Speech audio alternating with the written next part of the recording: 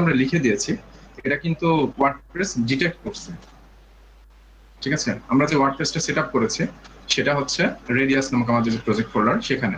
তো এখানে একটু ব্যাকে চলে আসলাম। আমরা যে থিমটা তৈরি করছি সেটা হচ্ছে থিম নামক ফোল্ডারে একটা ফোল্ডার নিয়েছি, সেই ফোল্ডারটা হচ্ছে আমাদের থিম। তখন কথা হলো যে এটার যদি আমি ব্যাকে যাই, মানে আমাদের মেইন প্রজেক্ট ফোল্ডার সেটা হচ্ছে এটা। তো এখানে আসার পরে দেখেন যে এখানে কিছু পিএইচপি ফাইল দেওয়া আছে। তারপরে হচ্ছে এখানে আমরা যে ফোল্ডারে কাজ করেছি মেইনলি সেটা হচ্ছে ডাব্লিউপি কন্টেন্ট এখানে। আর wp-admin এবং wp-includes এই দুইটা হচ্ছে তাহলে কি, এরকম প্রশ্ন জাগতে পারে। তো আমরা মূলত এখানে পিএইচপি তে রেডিমেড তৈরি করে দেওয়া একটা প্ল্যাটফর্ম, যেটাকে আমরা বলি ওয়ার্ডপ্রেস, সেগুলোর উপর বেস করে হচ্ছে আমরা থিম তৈরি করব। তো এগুলো যেহেতু প্রি ডিফাইন্ড, মানে আগে থেকে সবকিছু ঠিকঠাক করে দেওয়া আছে, ডিফাইন করে দেওয়া আছে যে ওয়ার্ডপ্রেসটা কিভাবে কাজ করবে। যেমন আমরা একটা রাষ্ট্রে বসবাস করি, যেমন বাংলাদেশে বসবাস করি, আমাদের রাষ্ট্রের কিন্তু নিয়ম কানুন আছে, ঠিক আছে, এবং আমরা সেই নিয়ম কানুন গুলো মেনে চলতে বাধ্য। এখানে কোনো কিছু কাজ করতে গেলে, সাপোজ আপনি কোনো একটা বিজনেস করবেন বা যাই করেন না কেন, সেক্ষেত্রে সেই নিয়ম কানুন গুলো মেনে চলতে হবে। আপনি যদি অন্য কোনো দেশে থাকেন, সেই দেশের নিয়ম কানুনও আপনাকে মেনে সেখানে চলতে হবে। সেগুলো যদি আপনি না মানেন তাহলে কিন্তু কেস খেয়ে যাবেন। তো এখানে হচ্ছে ওয়ার্ডপ্রেসে যখন আমরা থিম তৈরি করতে যাব, তখন ওয়ার্ডপ্রেসের যে নিয়ম কানুন আছে সেই নিয়ম কানুন গুলো মেনে আমাদের হচ্ছে থিম তৈরি করতে হবে। তো যখন হচ্ছে আমরা একটা থিম তৈরি করার সময় আমাদের থিমের ভিতরে যখন এই নিয়ম কানুন গুলো মেনে, যখন এই যে সিএসএস ফাইলটাতে আমরা হচ্ছে কমেন্টের ভিতরে এভাবে একটা লিখে দেবো যে থিম নেম ডিটেক্ট করবে এইটুকু, ঠিক আছে, থিম নেম। এখানে যদি আমি অন্য কিছু লিখে দিই, একটু দেখি তো আমাদের এই থিমটা পাই কিনা, থিম নেম কথাটা বাদ দিয়ে। তো তার জন্য প্রথমত আমরা এটার অ্যাডমিন প্যানেলে যাব। একটু মনে হতে পারে যে এটা একটা থিম, কিভাবে সম্ভব? এটা থিম না, আবার থিম। আপনাকে আমি একটা বাড়ি তৈরি করে দেখাই। আপনাদের এখানে একটা বাড়ি তৈরি করে দিচ্ছে, এটা হচ্ছে একটা বাড়ি। কোনো ডাউট আছে? কথা বলেন। না স্যার। জি না ভাই। কোনো ডাউট নেই, বাড়িটা খুব সহজে হয়ে গেল। কিন্তু এটা কিন্তু একটা কমপ্লিট বাড়ি না, ঠিক আছে। এটা হ্যাঁ, মিনিমাম একটা শেড। আমাদের বাকি বিষয়গুলো দিয়ে দিতে হবে, ঠিক আছে। এটা একটা দোচালা বা চারচালা কি বলে আমি শিওর না, এরকম টাইপের একটা বাড়ি। ছাদের বাড়ি তৈরি করতে চাইলে একটু অন্যরকম হবে। তো এখন কথা হলো যে এখানে তেমন কিছুই নেই, যেমন দরজা নেই। এখানে সাপোজ একটা দরজা লাগালাম, তারপরে এখানে ছোট ছোট দুটা, এখানে একটা জ্বালানা সেট করলাম, এখানে একটা জ্বালানা সেট করলাম, ঠিক আছে। আর দরজা হচ্ছে মনে করেন মাঝখানে দুইটা দরজা একসাথে জোড়া লাগানো হলো। এই যে কয়েকটা জিনিস এখানে অ্যাড করলাম, তাহলে এখন একটা ঘর মনে হচ্ছে। তারপরে এখানে মনে করেন নামার জন্য একটু সিঁড়ি জাতীয় কিছু একটা দিলাম, এখান থেকে ওঠানামা করা যাবে। আবার এখানে মনে করেন আমি একটা গাছ লাগালাম, কোনো আপত্তি আছে? এটা মনে করেন একটা গাছ। এখানে মনে করেন একটা টিউবওয়েল আছে। আমি কিন্তু ড্রয়িং এ খুব একটা পাকা না, নিজের মন মতো করে একটা তৈরি করে দিলাম, দেখেন হচ্ছে কিনা। দিয়ে দেন। আচ্ছা, এটা হচ্ছে টিউবওয়েল। তাহলে এবার মনে করেন যে চারিপাশে একটা প্রাচীর আমি দিয়ে দিলাম, যদিও প্রাচীর আঁকাতে এখন পারছি না। এটা মনে করেন একটা প্রাচীর, তাহলে এটা মনে হচ্ছে একটা বাড়ি, তাই না? এখানে মনে করেন একটা গেট আছে। তো এরকম একটা সূর্য দিয়ে দেন। সূর্য, সূর্য এই সাইড থেকে করতে হবে। এটা মনে করেন সূর্য। সূর্য আছে আর চাঁদ থাকবে না, এটা কি হতে পারে? চাঁদও দুইটা একসাথে কিভাবে স্যার? দিনের বেলায় পাওয়া যায় তো এরকম থেকে, মাঝে মাঝে দেখবেন যে হয়। আচ্ছা, তো কথা হলো যে এটা মোটামুটি একটা বাড়ির মতো এখন মনে হচ্ছে, ঠিক আছে। তো এখানে যে এই যে একটা একটা করে জিনিসপত্র আমরা অ্যাড করলাম, এইভাবে আর কি আমাদের যখন ওয়ার্ডপ্রেসে থিম তৈরি করব, থিম তৈরি করার সময় আমাদের এরকম প্রয়োজনীয় জিনিসগুলো নিয়ে নিতে হবে। তো সেগুলো অবশ্যই নিয়ম কানুন মেনে, যেমন তেমন ভাবে নিলে তো হবে না, তাই না? এখানে যেমন গাছ, আপনি যদি মনে করেন গাছের হচ্ছে নিচের অংশটুকু উপরের দিকে দিবেন আর উপরে যে ডালপালা আছে সেগুলো নিচের দিকে দিবেন, তাহলে কি এটাকে মানবে? এটা তো মানবে না। তো এটাই আর কি, যে আমাদের কিছু নিয়ম কানুন আছে, কিছু রুলস আছে যেগুলো আমাদেরকে মেনে চলে সেইভাবে আর কি আমাদের আহ, এগুলো তৈরি করতে হবে। তো তাহলে আমরা এখানে দেখলাম যে 3টা ফাইল আছে। তো আমাদের এরকম আর কি অনেক কিছু ফাইল নিয়ে কাজ করতে হবে। এছাড়া আরো যেমন হচ্ছে আমাদের থিমে বিভিন্ন ফাংশনালিটি অ্যাড করার জন্য রেডিমেড একটা ফাইল আছে। আমাদের প্রত্যেকটা থিমে একটা ফাইল থাকে, সেটার নাম হচ্ছে functions ডট পিএইচপি। ঠিক আছে, এটা একটা পিএইচপি ফাইল হবে, মানে পিএইচপি ল্যাঙ্গুয়েজ দিয়ে এটা কাজ করা যাবে। আর তবে একটা কথা বলে রাখি যে পিএইচপি এর ভিতরে আপনারা পিএইচপি এর সাথে কম্বাইন্ড ভাবে এইচটিএমএল, সিএসএস এবং জাভাস্ক্রিপ্ট এগুলো ব্যবহার করতে পারবেন। ঠিক আছে, সুতরাং যদি পিএইচপি বলি কোনো ফাইল, তার মানে বুঝবেন যে ওখানে অন্যান্য গুলো কাজ করবে। কিন্তু যখন সিএসএস ফাইল বলবো তখন তার মধ্যে কিন্তু পিএইচপি কোড কাজ করবে না, পিএইচপি বা জাভাস্ক্রিপ্ট এগুলো কাজ করবে না, সেটা শুধু সিএসএস ফাইলই কাজ করবে। আবার জাভাস্ক্রিপ্ট ফাইলের মধ্যে পিএইচপি কিন্তু কাজ করবে না, পিএইচপি এর কোড শুধুমাত্র পিএইচপি ফাইলেই কাজ করবে। কিন্তু পিএইচপি ফাইলে এক্সট্রা হচ্ছে এইচটিএমএল, সিএসএস, জাভাস্ক্রিপ্ট এগুলো কাজ করবে। এই কথাটা মনে রাখলেই হবে। আর তাহলে এখানে যে ফাইলটা আমি লিখলাম, নেক্সট আরেকটা ফাইল, সেটার নাম হচ্ছে functions.php। এখানে কিন্তু একটা মনে রাখার একটা ব্যাপার আছে, সেটা হলো যে functions.php মানে এখানে কিন্তু এস আছে, function.php না, functions.php। আর এটা কিন্তু রেডিমেড একটা ফাইলের নেম। মানে ওয়ার্ডপ্রেস সিস্টেমে যখন হচ্ছে একটা থিম তৈরি করা হবে, তখন প্রত্যেকটা থিমে একটা হচ্ছে ফাইল থাকতে হবে এরকম functions.php, এবং এটা অফকোর্স এই পজিশনে থাকতে হবে যে আমরা হচ্ছে এই যে থিমের যে ফোল্ডারের ভিতরে আছি, এটা হচ্ছে থিমস ফোল্ডার, এর মধ্যে আমাদের মেইন যে থিম, সেই থিমের মধ্যে গেলাম, যাওয়ার পরে ঠিক এর ভিতরে আসার পর পর এরকম ভাবে ওপেন থাকতে হবে।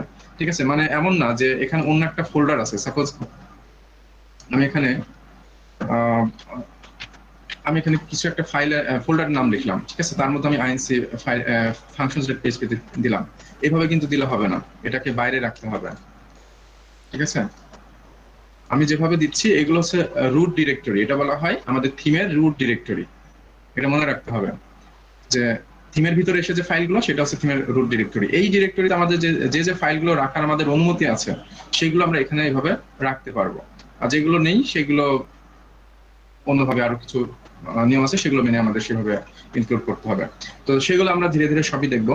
তো কথা হলো যে আমরা এই functions.php এর যে কাজটা, এই ফাইলের ভিতরে আমাদের বিভিন্ন ফাংশন রাখতে হবে। তো ফাংশন কি জিনিস, এই জিনিসগুলো আমরা আলোচনা করব, যে ফাংশন কেন তৈরি করব, ফাংশনের উদ্দেশ্য কি, সেই উদ্দেশ্য এবং কিভাবে ব্যবহার করতে হবে, তৈরি করতে হবে, সেগুলো ডিটেলস সব আলোচনা করা হবে আমাদের।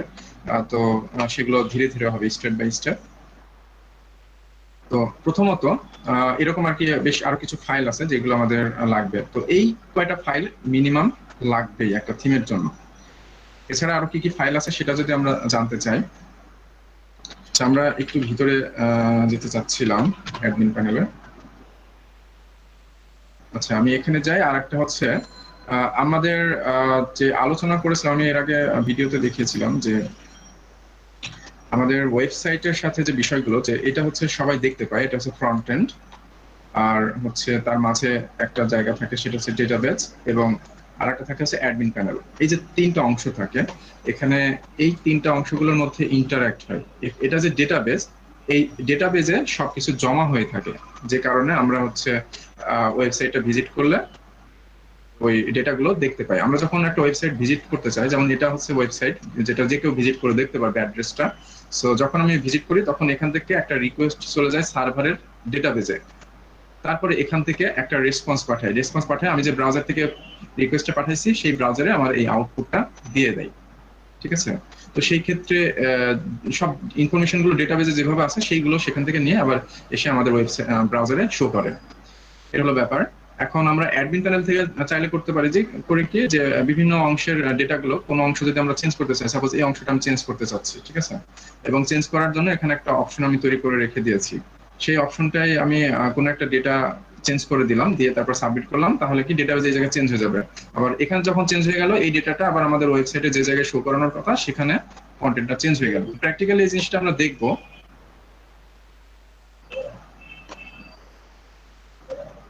প্র্যাকটিক্যালি এই বিষয়টা আমরা দেখবো। তো প্রাথমিক আর কি কিছু বিষয় আমাদের জানার দরকার আছে, সেই জন্য আর কি মূলত এগুলো এভাবে আলোচনা করছি। আর এরপরে আমরা ডেটাবেজের যে বিষয়টা মাঝখানে যেটা থাকে সেটা সম্পর্কে এটা যদি একটু বলি, যে দেখেন যে এখানে আমরা যখন ওয়েবসাইটটা ভিজিট করছি, আমরা ভিজিটে যাই, তখন হচ্ছে এটা দেখাচ্ছে এরকম। তো কথা হলো যে এখানে যেটা দেখতে পাচ্ছেন এটা কোনো ডেটাবেস থেকে আসছে না, এটা হচ্ছে আমরা যে থিমটা তৈরি করতে যাচ্ছিলাম সেই থিমের ভিতরে জাস্ট হচ্ছে স্ট্যাটিক কিছু টেক্সট আমি রেখেছি, সেই টেক্সট দেখাচ্ছে। বাট আমাদের তো এটা ডেটাবেসের সাথে কানেক্ট না করলে এটা ডাইনামিক হবে না, তাই না?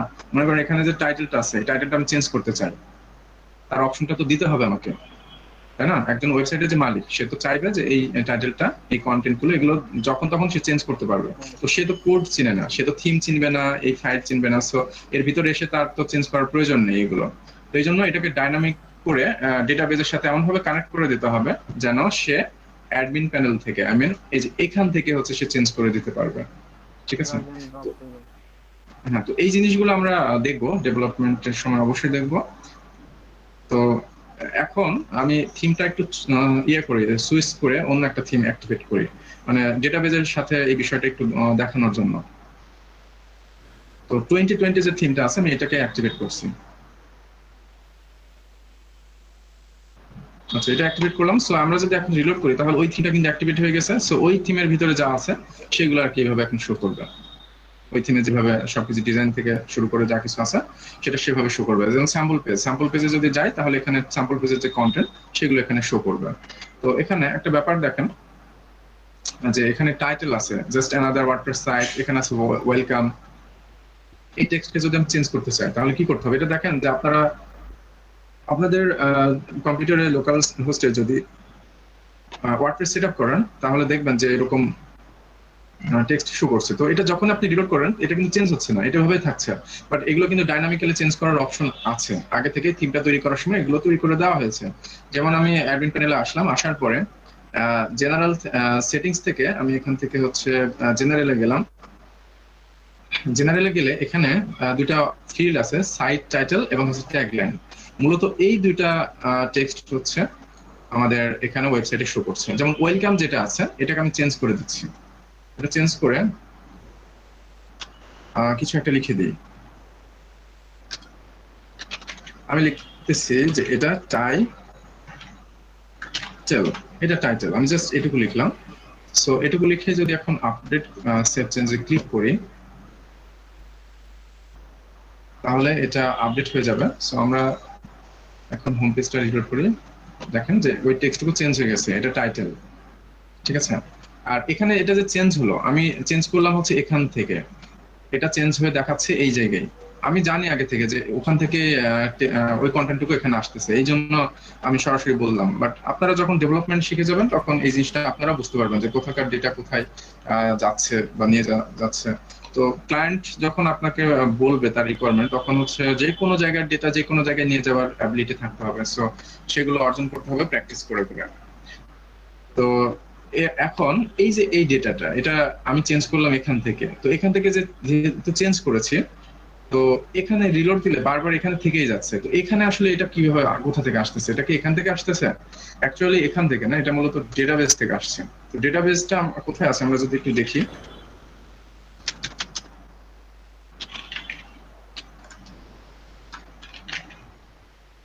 আচ্ছা, লোকাল হোস্ট হচ্ছে পিএইচপি মাই অ্যাডমিন,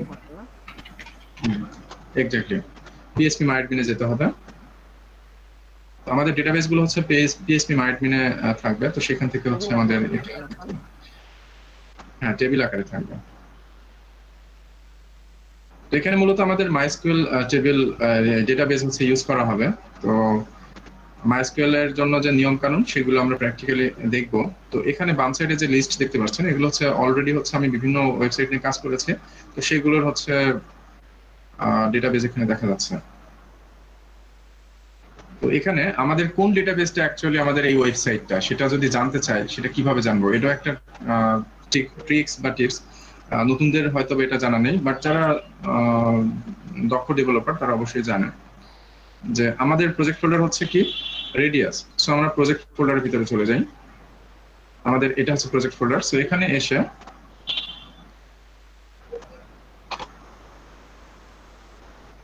হচ্ছে আমাদের wp-config নামক একটা ফাইল আছে, এই ফাইলটা ওপেন করতে হবে। এই ফাইলে হচ্ছে আমাদের ডেটাবেজের সাথে কানেকশনের কিছু বেসিক ইনফরমেশন গুলো এখানে পাওয়া যাবে। যেমন এখানে 23 নম্বর লাইনে দেখেন যে একটা ভ্যালু আছে যে ডিবি নেম। এখানে ডিফাইন কি জিনিস এই বিষয়ে এখন জানার প্রয়োজন নেই, এটা আমরা পিএইচপি যখন শিখবো তখন এই বিষয়গুলো জানবো।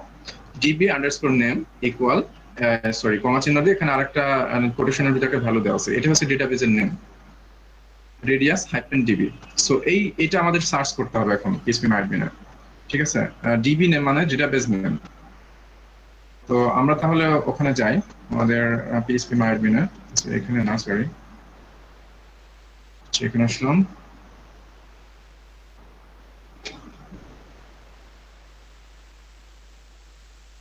চোখে পড়ছে না, আচ্ছা এই যে রেডিয়াস হাইফেন ডিবি। তো এটাতে আমি ক্লিক করলাম, এটাতে ক্লিক করলে এই ডেটাবেসটা সিলেক্ট হয়ে যাবে। সিলেক্ট হয়ে যাওয়া মানে হচ্ছে ওই ডেটাবেজের মধ্যে যে টেবিলগুলো আছে সেই টেবিলগুলো শো করবে। যেমন এখানে দেখেন এটা টেবিল, এটা টেবিল, এগুলো সব হচ্ছে এক একটা টেবিল। সো এখানে দেখতে পাচ্ছেন এগুলো 12টা মোট টেবিল আছে এখানে এই ডেটাবেজে। তো এই ডেটাবেজে হচ্ছে ওই ইনফরমেশন গুলো, ওয়েবসাইটের যাবতীয় ইনফরমেশন গুলো সব এখানে সেভ করা আছে, ঠিক আছে। তো আমি যে অপশনটা এখন চেঞ্জ করলাম সেই ভ্যালুটা যদি আপনি এখন দেখতে চান, তো ডাব্লিউপি এই আরডি হাইফেন অপশনস, এখানে যে অপশনস নামক যে অংশটা এটা কিন্তু একটা ইম্পর্টেন্ট ফ্যাক্টর, ঠিক আছে। আমি যদি আবার ব্যাকে যাই একটু বলি যে আপনাদের যখন ওয়ার্ডপ্রেস সেটআপ করা হয়, সেটআপ করার সময় একটা বিষয় দেখবেন যে টেবিল প্রিফিক্স বলতে একটা কথা আছে, ঠিক আছে। তো বাই ডিফল্ট হচ্ছে ডাব্লিউপি দেওয়া থাকে, এখানে দেখতে পাচ্ছেন প্রত্যেকটা টেবিলের আগে হচ্ছে আরডি লেখা আছে, তো সেই জায়গায় হবে হচ্ছে ডাব্লিউপি বাই ডিফল্ট। তো এটা হচ্ছে আপনার ইচ্ছা, আপনি যদি চান যে সেটআপ করার সময় আপনি চেঞ্জ করে নেবেন তো চেঞ্জ করতে পারবেন আর কি, নিজের মতো করে একটা প্রিফিক্স দিয়ে রাখবেন, তাহলে হবে কি একটু সুবিধা হবে বুঝতে যে আপনার এটা যে সেটআপ করেছেন, সেটআপ করার পরে এখানে এই টেবিলগুলো হচ্ছে একটু আলাদা করে মার্কিং করা থাকলো, এমনও হতে পারে এখানে আরো অন্যান্য টেবিলগুলো তৈরি করা হবে। তো সেই ক্ষেত্রে হবে কি যে প্রিফিক্সটা এভাবে সেট করে দিলে হবে কি প্রত্যেকটা টেবিলের আগে একটা আলাদা কিছু একটা থাকবে, যার কারণে একটা টেবিলের নামের সাথে আরেকটা টেবিলের নামের কনফ্লিকশন হবে না, এই আর কি। তো এখন আমরা যে অপশনটা চেঞ্জ করেছি, যে ভ্যালুটা চেঞ্জ করেছি সাইট টাইটেল, এই ভ্যালুটা আসলে এখানে এসে কোথায় জমা হচ্ছে, আমরা যদি এখানে অপশনস টেবিলে যাই, এখানে টেবিলের পরিচয় হচ্ছে কিন্তু এই যে প্রথমে কিছু একটা আছে, তারপরে আন্ডারস্কোর, তারপর সামথিং আছে না, এটা হচ্ছে মেইন পরিস্থিতি, কারণ হচ্ছে টেবিল প্রিফিক্সটা চেঞ্জ করে নেওয়া যায়। তো অপশনস টেবিলে গেলাম, অপশনস টেবিলে গেলে এখানে দেখবেন যে এই যে এখানে দেখেন ব্লগ নেম বরাবর এখানে একটা ভ্যালু আছে, এটা টাইটেল, ঠিক আছে, এটাই হচ্ছে ওখান থেকে আসছে। আমি যদি এখানে আরো চেঞ্জ করে দিই,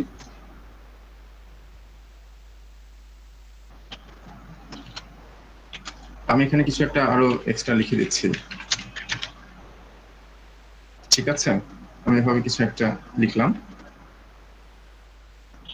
তো এটাকে লেখার পর আমি এটাকে সেভ করে দেবো, যখন সেভ করে দেবো তখন হবে কি এটা কিন্তু একটা ফর্ম, এই ফর্মটা সাবমিট হয়ে যাবে, সাবমিট হবে মানে এটা ডেটাবেজে সাবমিট হবে, তো এই জায়গায় চেঞ্জ হয়ে যাবে। আমরা যদি একটা রিলোড করি তাহলে দেখবেন ওই ভ্যালুটা এখানে এসে দেখেন আমি ওখানে যেটা দিয়ে সেভ করলাম সেটাই হচ্ছে এখানে এসে সেভ হয়েছে। সবাই কি বুঝতে পারছেন?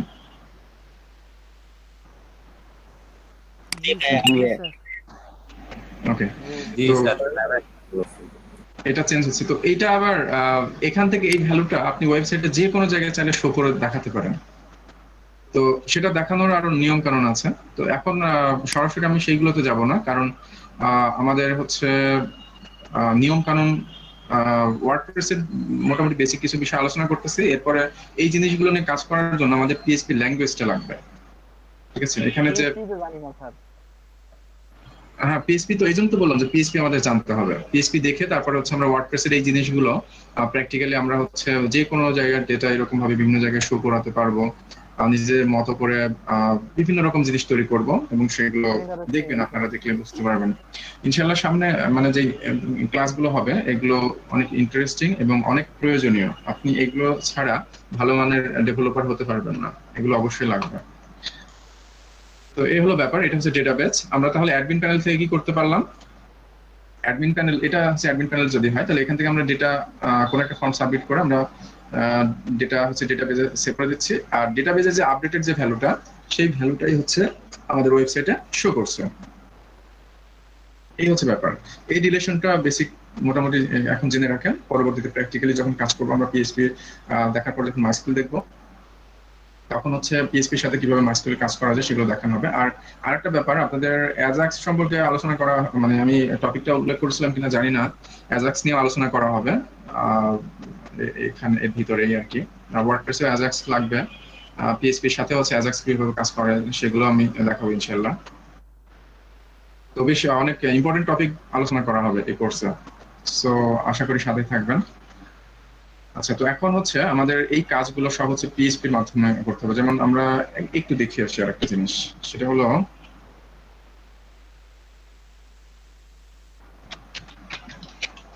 ব্লগ ইনফো নামে একটা ফাংশন তৈরি করা আছে, ঠিক আছে, ওয়ার্ডপ্রেসে। তো সেই ফাংশনটা সম্পর্কে একটু দেখে আসি যে এখান থেকে আমরা কি কি জিনিস পেতে পারি। তো এখানে কিছু প্যারামিটার আছে, সেই প্যারামিটার গুলো দিয়ে হচ্ছে আমরা এগুলো পেতে পারি। যেমন এখানে নেম আছে, ডেসক্রিপশন আছে, এই জিনিসগুলো এখন আপনারা বুঝবেন না, বাট আমি জাস্ট আমার যে থিমটা আছে সেটা আবার সুইচ ব্যাক করি।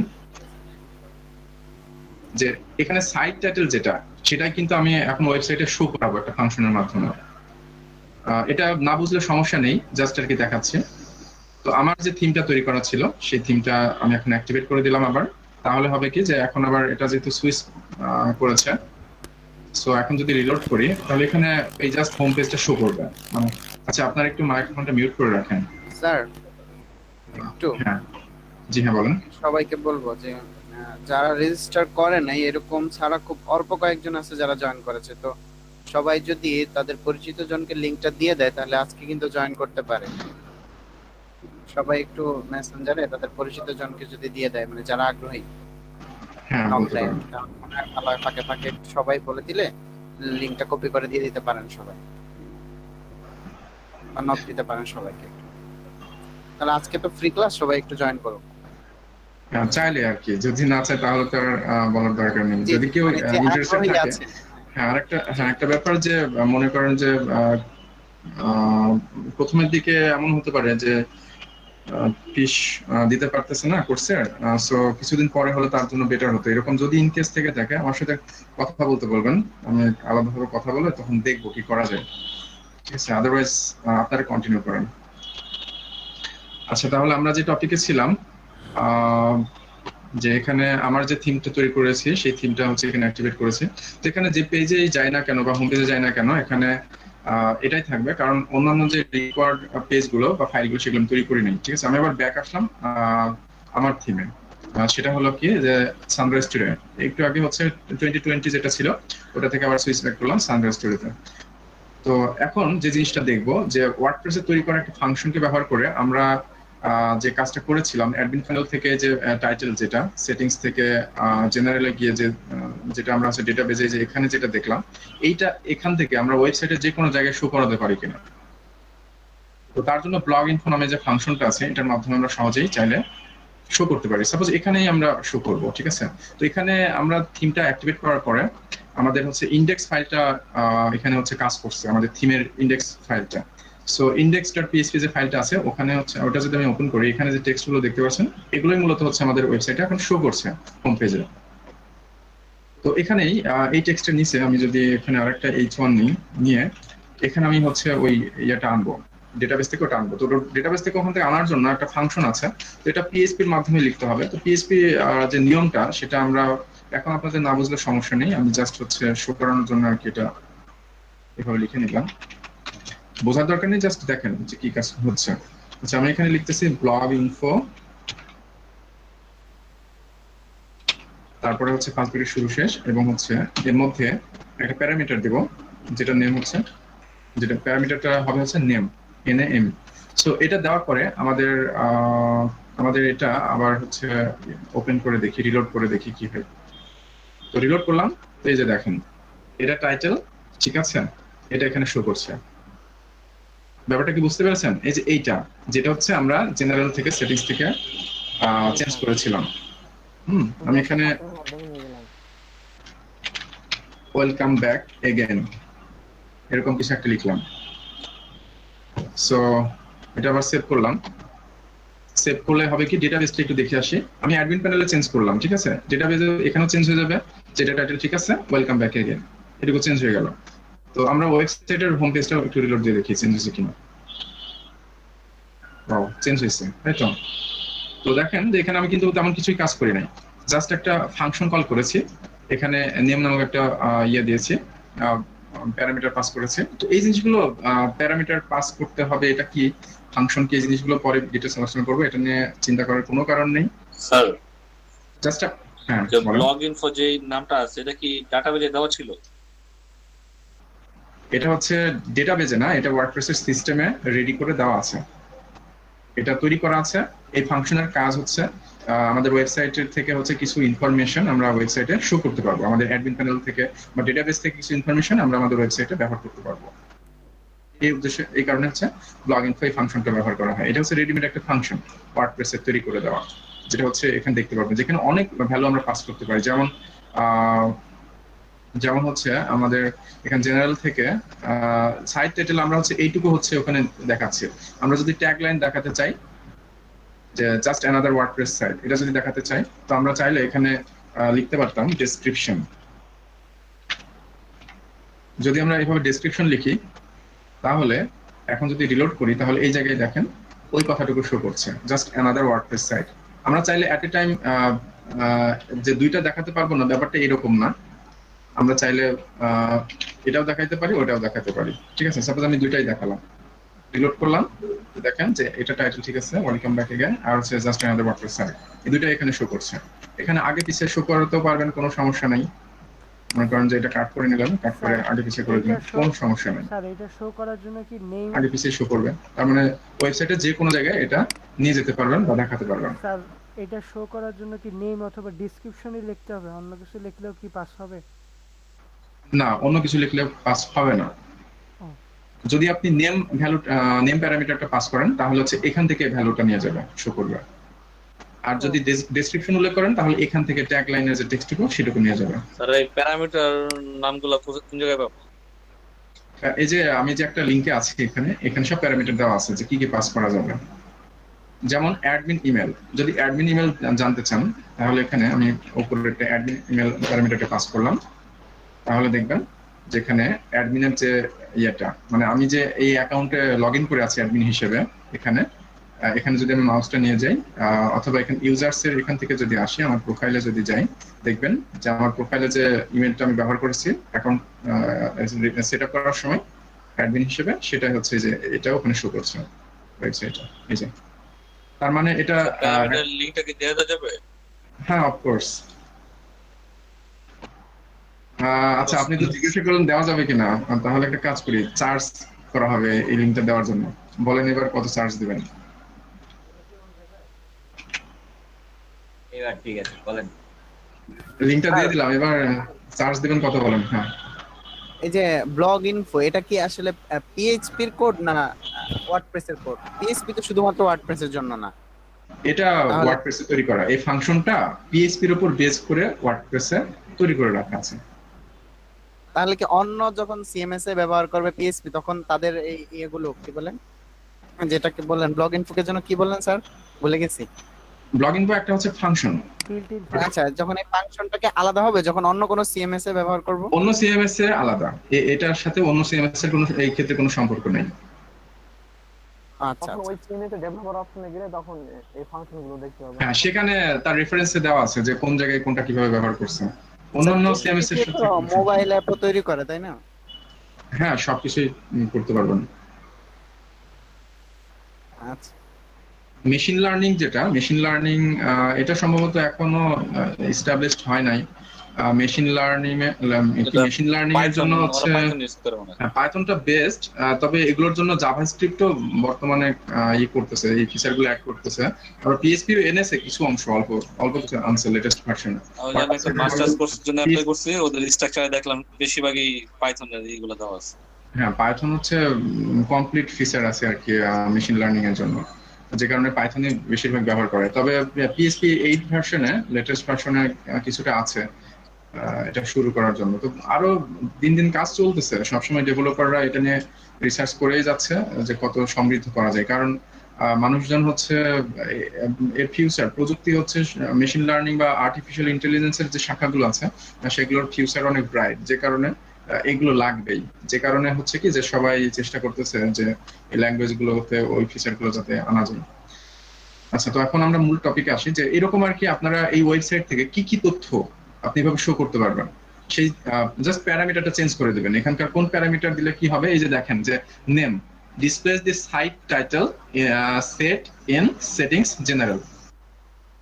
এই যে আমি তখন দেখালাম যে সেটিংস এবং তারপর হচ্ছে জেনারেল, এখান থেকে হচ্ছে সাইট টাইটেল, এটা হচ্ছে এবং তারপরের যেটা সেটা হলো ডেসক্রিপশন। ডেসক্রিপশনটা কি ট্যাগ লাইন, যেটা হচ্ছে সেটিংস থেকে জেনারেলে আছে, সেটিংস থেকে জেনারেল, এখানে হচ্ছে ট্যাগ লাইন, এটা হচ্ছে ডেসক্রিপশন দিলে এটা যাবে শো করবে। তার মানে বুঝতে পারছেন যে একটা ওয়েবসাইটের মানে বেশ কিছু ইনফরমেশন আমরা এই ফাংশনটার মাধ্যমে আমাদের ওয়েবসাইটে যে কোনো জায়গায় শো করতে পারি। এটুকু তো বুঝতে পেরেছেন সবাই, কি বলেন? হ্যাঁ ভাই বুঝতে পারছি। স্যার এখানে চেঞ্জ হওয়ার পর যে HTML সাইটটা তৈরি হয়, HTML ট্যাগ গুলো সেগুলো কোথায় পাওয়া যাবে? এইচটিএমএল গুলো, জি, এইচটিএমএল তো এটা ব্রাউজারে এখানে দেখতে পারবেন। এই যে হ্যাঁ, এগুলো আমার ইয়েতে কোথায়, আমার হোস্টে কোথায় জমা হচ্ছে? ইয়াতে এগুলো তো জমা হয় না, এগুলো তো জমা হচ্ছে না, এগুলো তো হচ্ছে এই যে এখান থেকে আসতেছে। আপনি একটু একটু ম্যাচ করে দেখার চেষ্টা করেন যে index.php বডি, ফাইলে এই যে দেখেন বডি, হ্যাঁ index.php যেটা হচ্ছে থিমের ভিতরে। আমি কিন্তু যে থিমটা অ্যাক্টিভেট করেছি সেই থিমের ইনডেক্স ফাইলটা প্রথমে ট্রিগার করে। এখানে HTML গুলো জমা হচ্ছে, আমি যে হ্যাঁ, জমা হচ্ছে না, অ্যাকচুয়ালি জমা হচ্ছে না। এখানে আপনি দেখেন যে এটা PHP হচ্ছে আর এক্সিকিউট HTML করে, দিয়ে কম্বিনেশন করে করা হচ্ছে। হ্যাঁ কম্বাইন করে ব্যবহার করা হচ্ছে। এখানে দেখেন আপনি মিলাই দেখেন যে উপর থেকে কি কি কাজ হচ্ছে। এই যে বডির কথা চিন্তা করেন, বডি তারপর সেকশন, তারপর সেকশন, তারপরে কি H1 দিয়ে একটা টেক্সট, প্যারাগ্রাফ দিয়ে টেক্সট, এবং সেভাবে আছে। তারপরে H1 তার মধ্যে হচ্ছে এখানে আমরা সার্ভারে এটা এক্সিকিউট হবে, এই অংশটুকু এক্সিকিউট করে এখানকার যে রেজাল্ট হবে সেই রেজাল্ট এখানে বসাই দিয়ে যে আউটপুট হবে এই আউটপুটটা এখানে পাঠিয়ে দেবে। যেটা করেছে দেখেন যে এই ফাংশনটুকুর মাধ্যমে কি তৈরি হয়েছে, এখানে একটা ইমেল আইডি এখানে দিয়েছে রিপ্লেস করে, ঠিক আছে। একইভাবে তারপরে যে H1 আছে সেখানে দেখেন ব্লগ ইনফো নেম, এখানকার PHP যে কোডটুকু আছে এই কোডের মাধ্যমে আমাদের এইটুকু হচ্ছে এনে দিচ্ছে ডেটাবেস থেকে। জি স্যার বুঝতে পারছেন? জি। তাহলে এই অংশটুকু ডাইনামিক্যালি ইন্টারঅ্যাক্ট করছে ডেটাবেসের সাথে। আর যখন আমরা পোস্ট করি, যখন আমাদের ড্যাশবোর্ড থেকে যখন পোস্ট করি, তখন ওই যে আমাদের লেখাগুলো, কন্টেন্ট গুলো ওইটা তো জমা হয় কোথাও, তাই না? হ্যাঁ, ওগুলো হচ্ছে টেবিলসে ভাই, ওগুলো হচ্ছে একইভাবে এইভাবে আমরা আনতে পারি। তো ওটার লোকেশন কোথায়? হ্যাঁ, এটা হচ্ছে পোস্ট নামক একটা টেবিল আছে, সেই টেবিলে গিয়ে সেভ হয়। মনে ঠিক আছে, পড়ছে। এখানে দেখবেন যে যে পোস্ট গুলো করা হয় সব পোস্ট গুলো, শুধু পোস্ট না, পেজের নেম গুলো হচ্ছে এখানে সেভ হবে। যেমন দেখেন এই যে স্যাম্পল পেজ, ও ঠিক আছে, হ্যালো ওয়ার্ল্ড, এটা হচ্ছে পোস্ট। এখন কোনটা কি টাইপের সেই টাইপটা হচ্ছে আমরা এইদিকে দেখতে পারবো। তো যাই হোক, এখন আজকে যেহেতু প্রথম দিন, তো আপনারা অনেকেই হয়তো এই জিনিসগুলো সম্পর্কে পরিচিত না, এগুলো সম্পর্কে এখন বেশি আলোচনা করা ঠিক হবে না। এখন হচ্ছে আমাদের মূলত PHP তে চলে যেতে হবে, কারণ আমি জাস্ট বোঝাতে চাচ্ছি যে আমরা PHP জানলে ওয়ার্ডপ্রেস এর কাজগুলো কত সুন্দরভাবে করতে পারবো। আপনি যখন ডেভেলপমেন্ট এরকম একটা কমপ্লিট একটা বিষয়গুলো জানবেন, তখন কিন্তু আপনাকে ক্লায়েন্ট যেভাবেই বলবে আপনি সেভাবেই করে দিতে পারবেন কনফিডেন্টলি। কিন্তু যদি আপনার জানা না থাকে, তখন কিন্তু আপনি কি করবেন, আপনি নিজেই কনফিউজড, আপনি কাজ নিতে পারবেন না। আর না জানলে আপনি কাজ নিয়ে তো কাজ কমপ্লিটই করতে পারবেন না, তাহলে ইনকাম করবেন কিভাবে? ঠিক আছে, তো তার মানে হচ্ছে যে এই বিষয়গুলো জানতে হবে, শিখতে হবে, প্র্যাকটিক্যালি প্র্যাকটিস করে একদম কনসেপ্টটা ক্লিয়ার হতে হবে। স্যার একটা প্রোগ্রামিং ল্যাঙ্গুয়েজ শিখতে পারলেই তো হচ্ছে অ্যাডভান্স লেভেলে। আর একটা ব্যাপার হচ্ছে যে আপনারা যে কোনো একটা প্ল্যাটফর্মে যদি খুব ভালো করে শিখেন, তাহলে অন্যান্য প্ল্যাটফর্ম খুব সহজেই সুইচ করতে পারবেন। ঠিক আছে, খুব সহজেই পারবেন। তো কথা হলো যে এখানে ওখানে দৌড়ায় না বেড়ায় আমার মনে হয় ওয়ার্ডপ্রেসটা দিয়ে শুরু করতে পারেন, কারণ অন্যান্য প্ল্যাটফর্মের চেয়ে ওয়ার্ডপ্রেসটা তুলনামূলকভাবে সহজ আছে শেখার জন্য। সহজ আছে, কিন্তু তার মানে একেবারে এমন না যে জাস্ট 2 দিন দেখলাম হয়ে গেল, ব্যাপারটা আবার এরকম। শপিফাই ওইটা কি দিয়ে তৈরি হয় ওর থিম? শপিফাই হচ্ছে ওদের নিজস্ব প্ল্যাটফর্মে তৈরি করা। ওটা হচ্ছে আপনি চাইলে এরকম লোকাল এনভায়রনমেন্টে মানে কাজ করতে পারবেন না, তবে ওটা পুল করে নেওয়ার সিস্টেম আছে শপিফাই থিম ডেভেলপ করার জন্য। পেইড। হ্যাঁ, ওদের এক্সটেনশন গুলো দেখলাম চেঞ্জ, মানে ওদের যে ফাইল এক্সটেনশন। হ্যাঁ, ফাইল এক্সটেনশন আলাদা অন্যটা। হ্যাঁ, অন্য দেখতেছি। হ্যাঁ, ওখানে হচ্ছে আপনার অন্য বিভিন্ন রকম বিষয় আছে। তো যাই হোক, শপিফাই থিম ডেভেলপমেন্টেরও বেশ ভালো কাজ পাওয়া যায়। ওগুলো বেশ ভালো, মানে ডিমান্ডেবল। আচ্ছা, তো যাই হোক আমরা ওয়ার্ডপ্রেসে ফোকাস করব। ওয়ার্ডপ্রেসের হচ্ছে যে আমরা এরকম, এই যে এখানে যে ফাংশনটা আমরা ব্যবহার করলাম দেখলাম, এটা পিএইচপি কোড, ঠিক আছে? তো পিএইচপি কোড আমরা বিভিন্ন ফাংশন বা ভ্যারিয়েবল, তারপরে লুপ, কন্ট্রোল স্টেটমেন্ট, তারপরে হচ্ছে অ্যারে, এরকম অনেক টপিক আছে যেগুলো জানতে হবে। তারপর অবজেক্ট ওরিয়েন্টেড এর ভিতরে আছে ক্লাস, অবজেক্ট কিভাবে কাজ করতে হয়, ক্লাস থেকে কিভাবে আরেকটা ক্লাসকে এক্সটেন্ড করা যায়, তারপরে অবজেক্ট তৈরি করে সে অবজেক্ট ইনস্ট্যান্স নিয়ে কিভাবে বিভিন্ন অপারেশন করা যায়, তারপরে আমরা কিভাবে বিভিন্ন এপিআই থেকে ডেটা ফেস করে আমাদের থিমে বা ওয়েবসাইটে আনতে পারি, এনে সেগুলোকে আমাদের ফিল্টার করে আমাদের প্রয়োজন অনুযায়ী যে ডেটাগুলো সেগুলো আলাদা করে নিতে পারি। এরকম অনেক ব্যাপার আছে যে জিনিসগুলো আমাদের জানতে হবে, ঠিক আছে? তো ইনশাল্লাহ আমরা, আপনারা যারা কন্টিনিউ করবেন আর কি, সম্পূর্ণ ক্লাস সবগুলো করবেন, তারা বুঝতে পারবেন যে এখানে অনেক কিছু শেখার আছে। তো আমি অনেক সহজভাবে প্রেজেন্ট করব, সুতরাং ভয় পাওয়ার কিছু নেই। যারা মোটামুটি কোডিং জানে তারাই এই বিষয়গুলো শিখে নিতে পারবে সহজেই। তো যাই হোক, এখন যে বিষয়টা আর কি বললাম যে ডেটাবেজের সাথে যেভাবে আর কি ইন্টারঅ্যাক্ট করছে, তো আমাদের পিএইচপি নিয়ে কাজ করা লাগবে। তো পিএইচপি প্রথমত আগে শিখতে হবে, না শিখলে তো আমরা বুঝতে পারবো না কোনটা কিভাবে কাজ করছে, ঠিক আছে? আমরা চাইলে এখানকার যে ডেটাগুলো আছে এই ডেটাগুলো নিয়ে আবার পরবর্তী আরো প্রসেস করতে পারবো আমাদের প্রয়োজন অনুযায়ী। আমরা এভাবে চেক করতে পারি যে আমাদের যে ইমেল আইডিটা, সেই ইমেল আইডিটা আমরা চেক করতে পারি যে কোনো একটা নির্দিষ্ট ইমেল আইডি চেক করতে পারি যে এই ইমেল আইডিটা এখানে অ্যাডমিন হিসেবে ব্যবহার হচ্ছে কিনা, ঠিক আছে? এরকম কিছু যে কোনো কাজ করতে পারি। তো যাই হোক, আমরা এখন এই জন্য পিএইচপি শিখবো। পিএইচপি শেখার কোনো গুরুত্ব নেই, মানে না শেখার কোনো ইয়ে নেই, এখানে শেখা লাগবে। তো আমরা একটু ইয়েতে যাই, আমাদের প্রজেক্ট ফোল্ডারে যাই। যাওয়ার পরে এখানে দেখেন যে সব ফাইলের এক্সটেনশন দেখেন, বেশিরভাগই হচ্ছে ফাইলের এক্সটেনশন হচ্ছে পিএইচপি, ঠিক আছে? পিএইচপি তে কাজ করা লাগবে। তো আমরা একটু ইয়েতে যাই, এখানে ডব্লিউপি অ্যাডমিন ফোল্ডারে যাই। সরি, হ্যাঁ, এখানে যাওয়ার পরে এখানে দেখেন কিছু ফোল্ডার আছে। এখানে পিএইচপির কিছু ফাইল আছে দেখতে পাচ্ছেন, আবার হচ্ছে এখানে দেখেন জিএস নামক একটা ফোল্ডার আছে। এটার মধ্যে যদি যান তাহলে দেখবেন এখানে শুধু জাভাস্ক্রিপ্টের ফাইল আছে, ঠিক আছে? এবং এর মধ্যে দেখবেন জাভাস্ক্রিপ্টের মধ্যে আমি যেটা দেখাতে যাচ্ছি। হ্যালো, হ্যাঁ বলেন। হ্যাঁ বলেন। এত ফাইল দেখেই তো মাথা গরম হয়ে গেছে। হ্যাঁ, না, এগুলো দেখে ভয় পাওয়ার কিছু নেই, এগুলো আপনাদের টেনশন চিন্তা করার লাগবে না। এগুলো হচ্ছে আমি জাস্ট বোঝাতে চাচ্ছি যে এখানকার এই ফাইলগুলো মানে কাজ করছে, আমাদের অনেক কাজ অটোমেটিক্যালি করে দেবে, যেটা আমাদের ম্যানুয়ালি কাজ করা লাগবে না। আমরা এখানে কি কাজ করলাম দেখেন, ফাংশন লিখেছি, দুটো ইনফরমেশন চলে আসছে। কিন্তু আপনারা যদি এই প্ল্যাটফর্ম ইউজ না করতেন তাহলে এই কাজটুকুর জন্যই হচ্ছে আপনার ক্রুড অপারেশন চালাতে হতো ডেটাবেজের সাথে। সেক্ষেত্রে ডেটাবেজ কানেকশন করা লাগতো ম্যানুয়ালি, তারপরে হচ্ছে সেখানে আবার ডেটাটা হচ্ছে একটা ফর্ম তৈরি করে সেখানে পাঠাতে হইতো, আবার ওখান থেকে পুল করে এখানে আনতে হইতো, এরকম বেশ কিছু কাজ করা লাগতো। আমাদের ওই কাজগুলো কিন্তু কিছুই করা লাগছে না। এই কাজগুলো হচ্ছে আমাদের এখানে যে কোডগুলো দেওয়া আছে, এই কোডগুলো সব নিজেরাই কাজ করতেছে। এছাড়াও এখানে আমি যেটা দেখাতে চাইলাম, এর মধ্যে যদি আসেন বিভিন্ন রকম ফাইল এখানে দেখতে পারবেন, ঠিক আছে? আচ্ছা, মানে এগুলো নিয়ে আপনাদের এখন চিন্তা করার দরকার নেই, এগুলো দেখবেন না, আমি জাস্ট আর কি দেখানোর চেষ্টা করতেছি যে এর মধ্যে আরো অন্যান্য ফাইলও আছে, এগুলো সব রেডি করে তৈরি করে দেওয়া আছে, আমরা জাস্ট ব্যবহার করব, এই আর কি। আসলে এখানে কি কমনলি আর কি ইউজ হয় নাকি কোডগুলি? কমন। ও আচ্ছা আচ্ছা। এর ভিতরে এই ফাইলগুলো হচ্ছে সব কাজগুলো করে, এখানে যা কিছু আছে এগুলো নিয়ে চিন্তা করার কিছু নাই। এখন আমি জাস্ট বোঝানোর চেষ্টা করছি যে পিএইচপি সহ অন্যান্য জাভাস্ক্রিপ্ট, সিএসএস, এই ফাইলগুলো এখানে সব আছে নিয়ে এটা টোটাল একটা হচ্ছে কমপ্লিট একটা প্যাকেজ, একটা সফটওয়্যার, যেটার উপর বেস করে আমরা হচ্ছে আমাদের থিম তৈরি করে আমাদের ওয়েবসাইটটা, আমাদের ফিচার যেরকম যা দরকার সেই অনুযায়ী হচ্ছে আমরা ফিচারগুলো অ্যাড করব বা রিমুভ করব, হলো ব্যাপার। তো এখন আমাদের পিএইচপি শিখতে হবে। তো ওয়ার্ডপ্রেসের থিম থেকে এই জন্য আমরা এখন বের হয়ে যাব, আমাদের এখন পিএইচপি শিখতে হবে। তো পিএইচপি শেখার জন্য আমরা সাপোজ এখানে অরবিট নামক যে ফোল্ডারটা আছে, এই ফোল্ডারে আমরা পিএইচপি নিয়ে এখন কাজ করি। তো পিএইচপি কাজ করতে চাইলে অবশ্যই আপনাদের এই সার্ভার সিস্টেম লাগবে, এবং হচ্ছে আমরা এখানে জ্যাম্পটা ইনস্টল করে কাজ করছি। তো এখানে আমরা যে কোনো একটা ফাইল তৈরি করে নিয়ে কাজ করতে পারি। সাপোজ আমি প্রথমে যে কোনো একটা ফাইল নিচ্ছি, যেমন মনে করেন আমি লিখতেছি abc.php, এক্সটেনশনটা অবশ্যই পিএইচপি রাখতে হবে।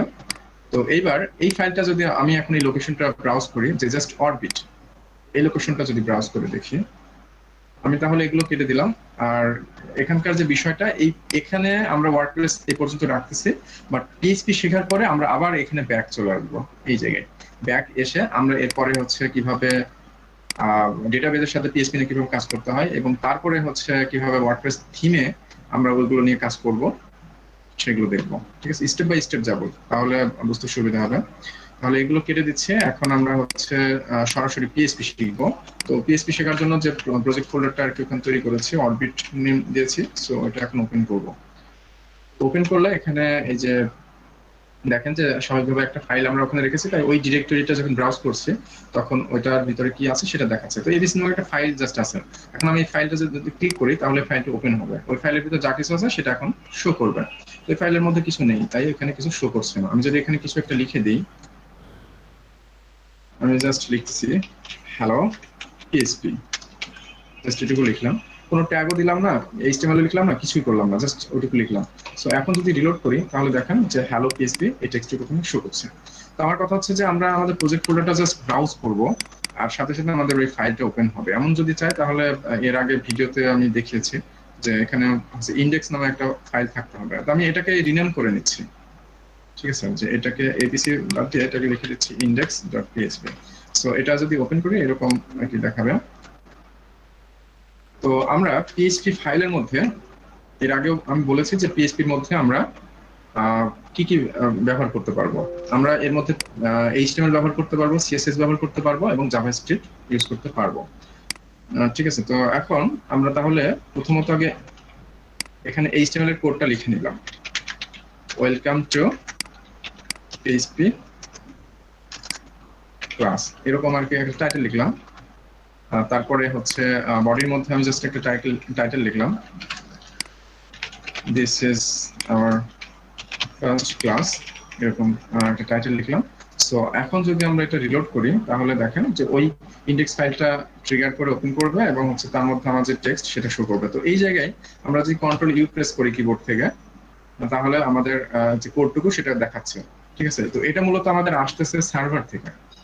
সার্ভার থেকে মানে হচ্ছে এই যে এই লোকেশন থেকে আসতেছে, অরবিট নামক যে ফোল্ডার, এই ফোল্ডার ভিতরে এখানে সার্ভার হচ্ছে index.php ফাইলটা প্রসেস করছে, প্রসেস করে যে আউটপুট হচ্ছে এইচটিএমএল, সেই এইচটিএমএলটা পাঠিয়ে দিচ্ছে। এক কথায় এই ফাইলের মধ্যে আমাদের যেখানে এইচটিএমএল সিএসএস জাভাস্ক্রিপ্ট যেটা যেভাবে আছে সেভাবেই পাঠাবে, এবং মাঝখানে যদি পিএইচপি দিয়ে কোনো কিছু কন্ট্রোল করা থাকে, কোনো কোড থাকে, সেই পিএইচপি যে কাজটা করবে, সেই কাজ করে যে আউটপুট হবে, সেই আউটপুট সহকারে যে যেখানে এই ফাইলের মধ্যে যে যেখানে যে অবস্থায় আছে সেইভাবেই আউটপুট করবে আমাদের ব্রাউজারে।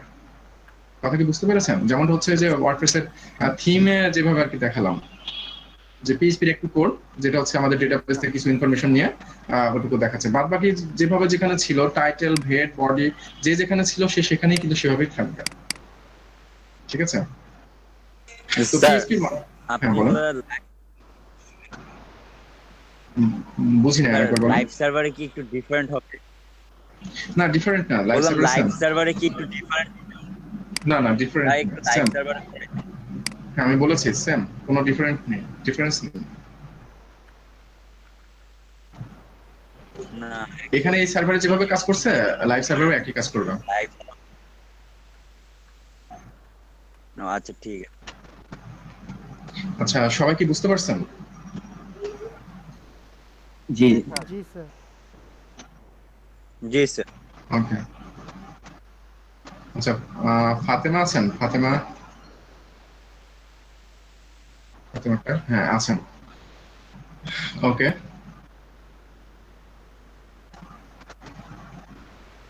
আচ্ছা, তো আমরা পিএইচপি শেখার জন্য আপনি ওই যে লাইভ সার্ভারটা, হ্যালো স্যার। হ্যাঁ বলেন। হ্যালো হ্যাঁ জি বলেন, আমি শুনতে পাচ্ছি, বলেন। স্যার, ওই যে আপনি একটা লাইভ সার্ভার বানাইছিলেন, ওই সার্ভারটা তো আসছিল, তো ওটাতে দেখালো তো। হ্যাঁ আগে থেকেই তো যেটা দেখাতে ছিলাম, লাস্ট আমরা যে ক্লাসগুলো করেছিলাম সেখানে তো ওয়ার্ডপ্রেসের কাস্টমাইজেশন গুলো দেখেছিলাম, সেখানে জাম্প সেট আপ করেছিলাম, ওটা দিয়ে এটা দিয়ে হবে। আর এই জ্যাম্পস ছাড়াও আরো উপায় আছে, আরো সার্ভার সিস্টেম রেডি করে আরো কাজ করার অনেক ওয়ে আছে। তো সেগুলো এখন আমাদের মুখ্য বিষয় না, আমাদের মুখ্য বিষয় হচ্ছে যেটা ওয়ার্ডপ্রেসের হচ্ছে অ্যাডভান্স লেভেলের যে কাজগুলো আছে, থিম ডেভেলপমেন্টের কাজ, এগুলো আমাদের শিখতে হবে। তো আমি ওয়াম তো ইউজ এমন করতেছি। অবস্থা, হ্যাঁ নো প্রবলেম, যে কোনোটা ইউজ করলেই চলবে। আচ্ছা, তো এখন আমরা পিএসপি শিখবো। তো পিএসপি শেখার জন্য আপনারা প্রথমে W3 Schools যেটা আছে সেটাতে ফলো করতে পারেন, অথবা চাইলে যে কোনো স্যার, ওয়েবসাইট ফলো করতে পারেন, কোনো সমস্যা নেই। শিখন একটা ইয়ে আছে না, ওনারটা ভালো মতো আছে, ওনারটাও দেখতে পারে। হ্যাঁ, ওখানেও দেখতে পারেন, সমস্যা নেই, যার যেটা ভালো লাগে সে সেটা দেখতে পারেন। তো এখানে এখানে প্রথমে আরেকবার একটু দেখলে নামটা বলবেন, শুনতে পারিনি। শিখন, লিঙ্কটা দিয়ে দিচ্ছি। আচ্ছা, এখানে লিংকটা দিয়ে দেন। আর আমি যেটা সাজেস্ট করি যে প্রথমে আপনাদের প্রথমত হচ্ছে পিএসপি শেখা দরকার, বেসিক। তো এখানে যে টপিকগুলো দেওয়া আছে এগুলো আসলে বেসিক বিষয় আর কি, এগুলো লাগবেই। সো এই জিনিসগুলো আমাদের টপিক বাই টপিক আগে শিখে নিতে হবে। জাভাস্ক্রিপ্ট ছিল। হ্যাঁ, জাভাস্ক্রিপ্টে এখানে কমন জিনিসগুলো আছে, যেমন আমি যদি একটু বলি, এখানে সবগুলোই আছে। যেমন হচ্ছে এখানে সিনট্যাক্স থেকে শুরু করে কিছু বেসিক পার্থক্য সিনট্যাক্স থাকতে পারে, কমেন্টস, তারপরে ভ্যারিয়েবলস, তারপরে এখানে যে PHP echo, print, data types, string, numbers, math, constants, এরকম যে টপিকগুলো এই পর্যন্ত দেখতে পাচ্ছেন, এই টপিকগুলো সব প্রোগ্রামিং ল্যাঙ্গুয়েজে লাগে। ঠিক আছে, এরপরে হচ্ছে ফর্ম হ্যান্ডলিং এর বিষয় আছে, সেটা আমাদের জানতে হবে। এরপর অবজেক্ট ওরিয়েন্টেড এর বিষয় আছে, এরপর ডেটাবেসের সাথে কাজ করার ব্যাপার আছে। তো যাই হোক, আমাদের মেইনলি টপিক গুলো একটু প্রয়োজন, যে আমরা কি কি টপিক আসলে জানবো। তো প্রথমত আমাদের পিএসপি তে আমরা কিভাবে কোড লিখতে পারি সেটা আগে জানতে হবে। তো পিএসপি তে কোড লিখতে চাইলে আমাদের প্রথম কন্ডিশন হচ্ছে আমরা যে ফাইলে পিএসপি কোডটা লিখবো সেই ফাইলের এক্সটেনশনটা .php থাকতে হবে। এটা কিন্তু সবাই খেয়াল রাখবেন, যে ফাইল আমরা নেম যাই হোক না কেন, এখানে ডটের পরে লাস্টে হচ্ছে ডটের পরে এক্সটেনশন থাকতে হবে পিএইচপি। এটা না হলে পিএইচপি ফাইল ছাড়া হচ্ছে কাজ করবে না পিএইচপি কোডটা। এখন পিএইচপি কোড হচ্ছে আমরা আমাদের ফাইলের যে কোনো জায়গায় কিন্তু লিখতে পারবো, যে কোনো পজিশনে। ঠিক আছে, যেমন আমি এখানে যদি লিখতে চাই, এবং পিএইচপি কোড লিখতে চাইলে আমাদের ট্যাগ ইউজ করতে হবে, পিএইচপি ট্যাগ। যেমন আমরা এইচটিএমএল এর ক্ষেত্রে হচ্ছে ট্যাগ কিভাবে লিখছি, left angle bracket, right angle bracket, তাই তো এইভাবে। যেমন আমরা আইএমজি ট্যাগ কিভাবে লিখছিলাম, ইমেজ ট্যাগ যেটা, সেটা হচ্ছে এইভাবে আইএমজি, তারপর হচ্ছে এইভাবে শেষ করে দিয়েছিলাম। এটা হচ্ছে আমাদের ইমেজ ট্যাগ। তো পিএইচপির কোড লিখতে চাইলে আমাদের এইভাবে অ্যাঙ্গেল ব্র্যাকেট দুইটা দিতে হবে, এবং হচ্ছে দুইটা এইভাবে জিজ্ঞাসা চিহ্ন দিতে হবে। এইবার প্রথম যে জিজ্ঞাসা চিহ্নটা আছে এটার পর পর একদম, এখানে স্পেস দেওয়া যাবে না, একদম পর পর পিএইচপি লিখতে হবে। এখানে যদি স্পেস দেন তাহলে কিন্তু আবার কাজ করবে না, প্রবলেম হবে। এই জন্য এই জিনিসটা মাথায় রাখবেন, যে এই যে জিজ্ঞাসা চিহ্ন এবং তারপর পর পিএইচপি, এই তিনটা পর পর দিবেন। আর এরপর মাঝখানে ফাঁকা আপনার ইচ্ছা মতো রাখতে পারবেন। আর লাস্টে হচ্ছে জিজ্ঞাসা চিহ্ন এবং রাইট অ্যাঙ্গেল ব্র্যাকেট। এই তো, এটা হচ্ছে পিএইচপি ট্যাগ। এখন পিএইচপির যে কোডগুলো হবে সেগুলো হচ্ছে মাঝখানে লিখতে হবে। সবাইকে বুঝতে পারছেন? কোডগুলো আমার ঠিক এই পজিশনে হতে হবে, এই জায়গায়। এখন কথা হলো যে আমি এই জায়গায় যখন কোডগুলো লিখবো, তখন আমি চাইলে এখানে এন্টার দিয়ে, মানে এই অংশটুকু আমি চাইলে নিচে নামাই দিতে পারি, নিচে নামাই রেখে তারপর মাঝখানে এই কোডগুলো লিখতে পারি। মানে ব্যাপারটা এরকম, চাইলে এখানেও আমি কোড লিখতে পারবো, অথবা এটাকে যদি মনে করেন এইভাবে নিচে নামাই দিয়ে তারপর মাঝে কোড লিখবেন, তা তো কোনো সমস্যা নাই। ঠিক আছে, যেমন হচ্ছে আপনারা যখন সিএসএস এর কোড লিখছেন, তার জন্য হচ্ছে স্টাইল নামক একটা ট্যাগ ছিল। এখানে দিয়ে যদি আমি এভাবে লিখি, সাপোজ আমি লিখতেছি বডি, তারপরে এই যে এখানে দেখেন সেকেন্ড, এখানে আপনি সেকেন্ড ব্র্যাকেট একই লাইনে রাখতে পারেন। আমি সাপোজ এখানে লিখতেছি ব্যাকগ্রাউন্ড কালার, আমি এভাবে লিখলাম। তো এখানে দেখেন এই কোডগুলো এইভাবে একই লাইনে রাখতে পারেন, অথবা যদি মনে করেন যে এখানে আলাদা লাইনে নামাই দিবেন, এভাবে সাজাই দিবেন, কোনো সমস্যা নাই, একই কাজ করবে। তো একইভাবে পিএইচপিতেও এরকম, যে আপনার চাইলে হচ্ছে এরকম পাশাপাশি রাখতে পারেন এভাবে, অথবা চাইলে আলাদা নিচের লাইনে দিয়ে দিতে পারেন, দিয়ে তারপরে হচ্ছে পিএইচপি কোডগুলো লিখতে পারবেন। তো হলো পিএইচপির হচ্ছে শুরু করার যে বেসিক নিয়ম। এখন কথা হলো যে এখানে আমি কোডটা লিখবো, চাইলে এখানে কোডটা লিখে আমি এই কোড, পিএইচপির কোড যে কোনো জায়গায় লিখতে পারি। এইচটিএমএল এর বাইরে লিখতে পারবো, আগে বা পরে, মাঝে, যে কোনো জায়গায় আমি পিএইচপি কোড লিখতে পারবো। এটা কিন্তু মনে রাখতে হবে যে পিএইচপির ফাইলের ভিতরে আমরা পিএইচপির কোড যে কোনো জায়গায় ইউজ করতে পারবো, যে কোনো জায়গায় লিখতে পারবো, কোনো সমস্যা নেই। তো তাহলে আমরা এখন এটা আমরা বডির ভিতরেই লিখবো নর্মালি। তো এই পর্যন্ত এসে আমরা এখন পিএইচপি কোড লেখা শুরু করব, ঠিক আছে? এটা তো বেসিক। আমরা পিএইচপি ফাইলে এইচটিএমএল কোড লিখছি, যদি এইচটিএমএল ফাইলের ভিতরে পিএইচপি কোড লিখতে চাই সেক্ষেত্রে কি হবে? না, কাজ করবে না, ওটা প্রসেসই করবে না। কারণ সার্ভার হচ্ছে প্রসেস করবে যে ফাইলগুলোর এক্সটেনশন আছে .php, সেটাই শুধু প্রসেস করবে। সেখানে যদি কোনো পিএইচপি কোড লেখা থাকে তাহলে প্রসেস করবে, অথবা আপনার যদি এইচটিএমএল ফাইলের মধ্যে যদি পিএইচপি কোড লিখেন সেটা প্রসেস না করে ওটা ওইভাবেই ব্রাউজারে শো করবে। যেমন আমি এখানে যে পিএইচপি এই যে ট্যাগটুকু আছে আমি হ্যাঁ এটা এভাবেই শো করবে। যেমন আমি দেখাই, এটাকে এইচটিএমএল লিখে দিই তাহলে বুঝতে পারবেন। আমি এখানে লিখে দিলাম পিএইচপি পরিবর্তে এইচটিএমএল, ঠিক আছে? তো এটা যদি আমি এখন ব্রাউজ করি লোকেশনটা, আমি এখানে রিলোড করলাম, তো কোনো পার্থক্য পাবেন না। এখন যদি আমি এখানে ইয়েতে যাই তো দেখেন যে কোডের ভিতর কি হয়েছে। দেখেন কোডের ভিতরে পিএইচপি সহই আসছে আমাদের ব্রাউজারে। আমি তো ব্রাউজ করেছি এখানে এবং তার সোর্স দেখতেছি, দেখেন যে পিএইচপি ট্যাগ সহ চলে আসছে।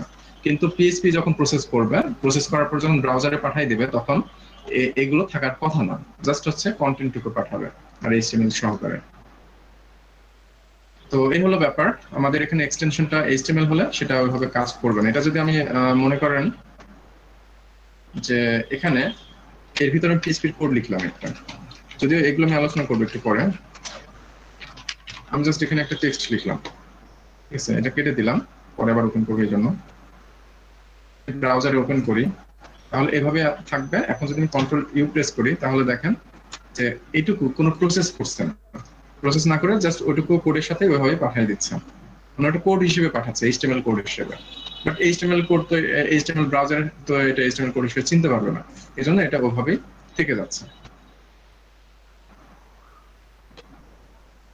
তো মূল কথা হচ্ছে আমাদের এখানে এক্সটেনশনটা মাস্ট বি পিএইচপি। তাহলে এখন যে পিএইচপি আমি এক্সটেনশন করে দিলাম, এখন যদি ব্রাউজ করি রিলোড দিই তাহলে দেখেন যে এই যে ওয়েলকাম যে লেখাটুকু দিয়েছিলাম সেই লেখাটুকু সহ আসছে। আমি যদি এখানে কন্ট্রোল ইউ প্রেস করি তাহলে দেখেন যে এখানে কিন্তু পিএইচপি ট্যাগ আর দেখাচ্ছে না, শুধু আউটপুটটুকু দেখাচ্ছে, ঠিক আছে? তো পিএইচপির কোড এখন আমি লেখা শুরু করতেছি। এখন দেখেন যে আমরা সরাসরি এইচটিএমএল এর ভিতর কোনো কিছু লিখে দিলে সেটা সরাসরি ব্রাউজারে দেখা যায়। আবার পিএইচপি তে আমি যদি কোনো কিছু দেখাইতে চাই তাহলে সরাসরি যদি আমি এভাবে কিছু লিখে দিই করি তাহলে দেখেন সেটা কিন্তু শো করছে না, ঠিক আছে? সেটা কিন্তু দেখেন এখানে কিছুই দেখাচ্ছে না। তো এটা ব্রাউজারে যদি আমার পাঠাইতে হয়, সার্ভার থেকে যদি বলে দিই যে এটা সার্ভার ব্রাউজারে পাঠাবে, তাহলে এখানে ইকো করে দিতে হবে। ইকো ছাড়াও আরো কিছু ফাংশন আছে যেগুলো দিয়ে হচ্ছে আমরা ব্রাউজারে আর কি এটা আউটপুট হিসেবে দেখাতে পারবো। ইকো মানে হচ্ছে শো করানো, প্রিন্ট করে দেখানো। হ্যাঁ, তো এখন যদি রিলোড করি তাহলে দেখেন ওই লেখাটুকু এখানে শো করছে। আচ্ছা, আমি একটা বিখ্যাত ডায়লগ দিই, এরা কারা?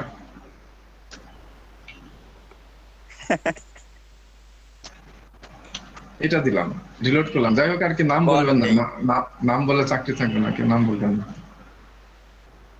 আচ্ছা, এরা কারা? এই যে রিলোড করলাম, না না না কিছু বলা যাবে না। হিন্দি ভার্সনটা সুন্দর ছিল। কে কোন? হ্যাঁ, আচ্ছা এখন কথা হলো যে এখানে যে দেখেন যে আমার এই এখানে যেটা লিখে দিচ্ছি সেটা কিন্তু আমার ব্রাউজারে শো করছে, ঠিক আছে? তো এখানে জাস্ট মাঝেরটুকু শো করছে, কোনটুকু? যে ডাবল কোটের মধ্যে। তো এটা হচ্ছে আমাদের একটা কন্টেন্ট। যখন আমরা ডাবল কোট দিব না তখন কিন্তু পিএইচপি তে এটাকে কোনো কন্টেন্ট হিসেবে চিনবে না। যেমন দেখেন আমি যে এটাকে এখন এইভাবে দিচ্ছি, এটা কিন্তু চিনবে না। রিলোড করলাম তাহলে এরর দেখাবে, ঠিক আছে? এটাকে চিনতে পারছে না। কারণ কি? কারণ এখানে নিয়ম কানুন আছে। ওই যে বললাম যে আপনি যে দেশে থাকবেন সেই দেশের নিয়ম কানুন মেনে চলতে হবে। জসিমন দেশে জলাচার, এটা অবশ্যই ফলো করতে হবে। তো পিএইচপি তে যখন আপনি কোনো কোড লিখবেন তখন অবশ্যই পিএইচপি রুলস মেনে চলতে হবে। তো পিএইচপির নিয়ম হচ্ছে আপনি যখন ইকো করবেন, ইকো মাধ্যমে মানে ইকো লিখবেন, আগে লিখার পরে মিনিমাম একটা স্পেস দিবেন, একাধিক দিলে সমস্যা নাই, এরপরে হচ্ছে আপনি কি আসলে আউটপুট হিসেবে দেখাতে চাচ্ছেন সেটা দেখাতে হবে। আপনি যদি কোনো ভ্যালু আউটপুট দেখাতে চান, সাপোজ আমি 32 দিলাম, তো ইংলিশে দিলাম, দিয়ে এইভাবে হচ্ছে আমি সেমিকোলন দিয়ে স্টেটমেন্ট শেষ করলাম।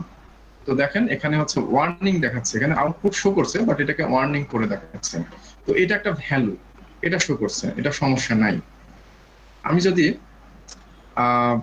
এখানে কোনো লিখা দিতে চাই, সাপোজ আমি লিখতেছি যে, সরি এটা বাংলায় আছে এখনো, আমি লিখতেছি যে মাই নেম ইজ, আমি এটা দিলাম। তো এখানে এটাও তো একটা ভ্যালু হয়, তাই না? কিন্তু এটা কিন্তু ওইভাবে ভ্যালু হিসেবে পিএইচপি চিনবে না, কারণ পুরোটা হচ্ছে একটা ভ্যালু। তো পুরোটা যখন একটা ভ্যালু, একটা সংখ্যা না, তাই হচ্ছে স্ট্রিং। এই টার্মটা আপনারা মনে রাখবেন, লাগবে সারা জীবন, যতদিন আপনারা এই লাইনে কাজ করবেন সারা জীবন এই শব্দটা সাথে নিয়ে কাজ করতে হবে, এটা থেকে কোনো নিস্তার নেই। তো স্ট্রিং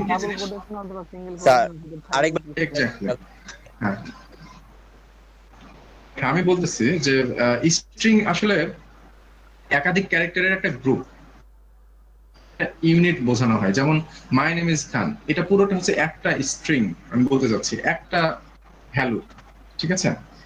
যেমন একটা সংখ্যা আমি বললাম 32 একটা ভ্যালু, এরকম হচ্ছে এটা পুরোটা। আমি এখানে লিখতেছি মাই নেম ইজ খান, আমি এটা লিখলাম, কোটেশন আমি কমপ্লিট করে দিলাম। তো এইটা হলো একটা ভ্যালু, এটাকে বোঝানো হবে একটা ভ্যালু, এবং এটাকে বলা হবে একটা স্ট্রিং, string স্ট্রিং। এখন কথা হলো যে এখানে আমি ডাবল কোটেশনের ভিতরে দিয়েছি, তাই এটা একটা ভ্যালু। আমি এটা যদি মনে করতাম যে সিঙ্গেল ভ্যালু, সিঙ্গেল কোটেশন দিব, তবুও কোনো সমস্যা ছিল না, একই কাজ করবে। আমি যদি এখন এটাকে ডাবল কোটেশন দিয়ে ঘিরে দিই, দুই পাশে ডাবল কোটেশন দিয়ে ঘিরে দিলাম, তাহলে এটা কিন্তু টোটালি একটা ভ্যালু হয়ে গেল, এখন আর এরর শো করবে না। আমি যদি এখন ব্রাউজারে যাই, রিলোড করি, তাহলে দেখবেন মাই নেম ইজ খান, এটা আউটপুট শো করছে। তার মানে আমাদের এখানে এভাবে কোটেশন আকারে দিতে হবে। আমি যদি একটা কাজ করি যে সিঙ্গেল কোটেশন দিতে চাই, যদি ডাবল কোটেশন দিব না, আমি এখানে সিঙ্গেল কোটেশন দিয়ে ঘিরে দিলাম, তাহলে কি হয়?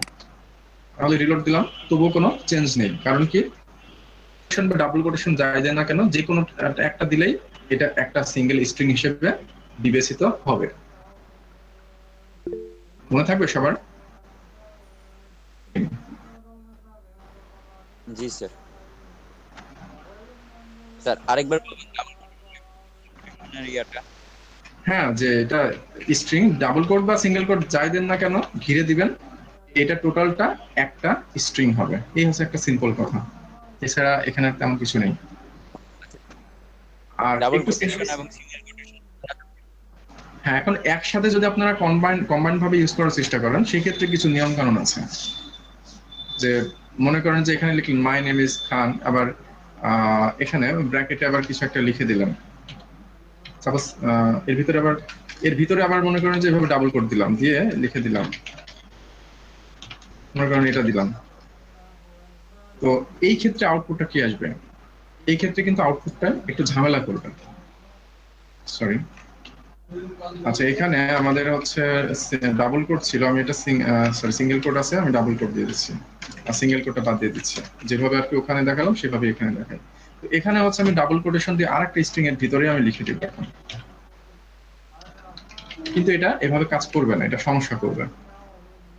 ঠিক আছে, এর আউটপুটটা দেখেন, রিলোড করলাম, দেখেন সিনট্যাক্স এরর, এখানে একটা এরর দেখাচ্ছে, যেটাকে চিনতে পারছে না। 11 নম্বর লাইনে index.php ফাইলে 11 নম্বর লাইনে হচ্ছে সমস্যা আছে।